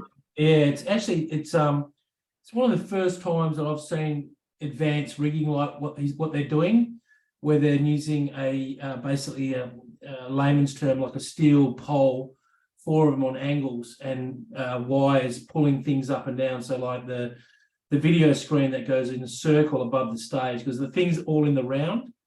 And so everything has to be sort of not access to the venue, it's all freestanding. So the video screen starts off on the ground at the start of the show, and then it raises up over his head. It's all pulled up with rigging wires, and then his stage actually revolves, spins around as well. So the stage is 12 foot high off the ground, and everyone is underneath it. He comes up through an elevator in the center, and then there's a revolve on the outside. It's quite a unique stage, all video screen top, full on. Smoke and mirrors. So Yeah, what- but a really big show, like I said, Yeah. 105, What 115 about, trucks of gear. That's a lot of gear coming. But isn't that like Adele's concert where she Adele had was the same. She was up there 100 I trucks. went to see Adele, but Yeah. they didn't quite pull it off. You couldn't see it from some angles. Yeah, so they're all trying to go into the round so they can maximise seating Yes. and maximise ticket sales, and that's one of the best things they do. And unless it's something like U2's the claw stage that U2 had, I've never seen anything as good as that. But Ed Sheeran, I think, might be the next best thing. Oh, okay. I'll see if my daughter would like to come. The way they've designed it, it's pretty amazing. So Yeah. you can go on YouTube and see there's documentaries and stories on how they've done it and what they've done. So it's quite interesting. Coldplay's tour later this year. That's really cool. That'd be good. They designed a thing that they wear a wristband on their arm. All the audience do. They get a wristband when they come in, and they control that wristband. So they control the color, the strobing, the brightness, everything. So people are all waving their hands up in the air, and then the wristbands go off, and they just look amazing. It looks better than any. Wow. There you go. There's a shot that's Harold's put up. So, and those round poles, they're actually pulling that round screen up. So the screen's held up by that. So basically, the whole stage, all the infrastructure has to come out from Europe, and it's all leapfrogged out. So there's 2 of those stages. So one will be in Perth, one will be getting built in Melbourne, then Perth will go to Adelaide, or Perth will go to wherever the next town is they're going to, and then that's how they roll it. So, but it's a 5-day build and a 1-day production to go in. So they're doing it pretty quick. But yeah, it's and I presume it's sold out, surely. I think there's still tickets available for the second show.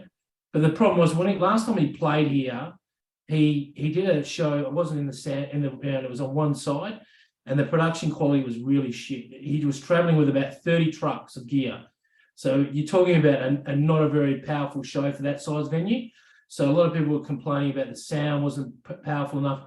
Well, this will be powerful enough because they've added so many speakers, a line array PA all around, so people won't walk away going, the sound was terrible. So when you're doing that kind of level of show, it's where it goes to the next level. So yeah, there's a bit of excitement for you. But yeah, the Coldplay one at the end of the year, that's going to be huge too. Yeah, that sounds very good. Yeah, the wristband thing's amazing. Yeah. I went to something that you had to wear a wristband and it changed color. Yeah, this one it controls. So they've got the same technology from World of Color in Los Angeles, Disney.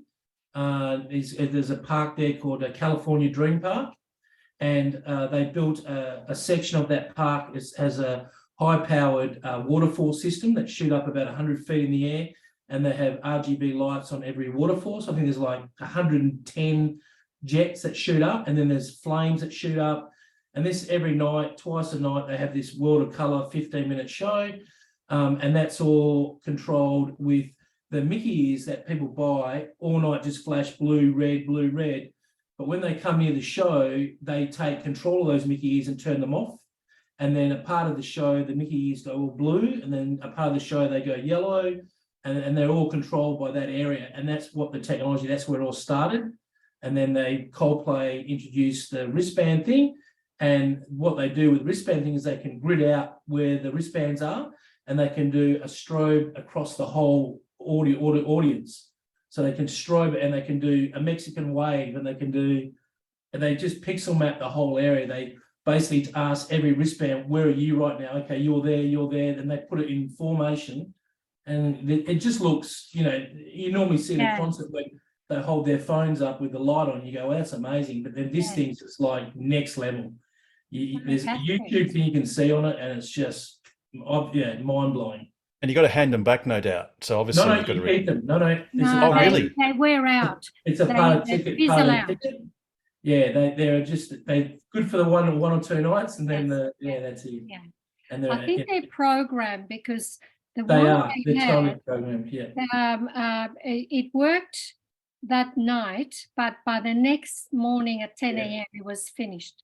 That's it. Correct. Yeah, right. Wow. But when you see it, it's just like an absolutely next level. Yeah. When they start chasing around the stadium and they're perfectly in sync, and you're sitting there going, that is out of control. You mean as opposed to the Perth AFL Grand Final? Yeah, where you well, had that was a whole different ballgame, that one. And they went really well the night before. But Yeah, of course.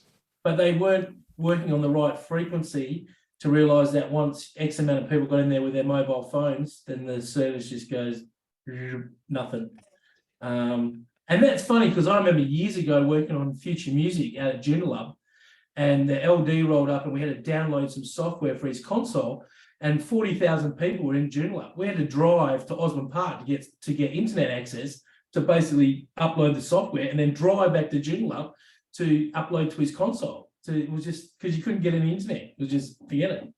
And that's what happened at the grand final. Those tubes, those tubes just didn't cut it. So, and that's sad because it looked really good the night before, but on the day of the show, it was just no.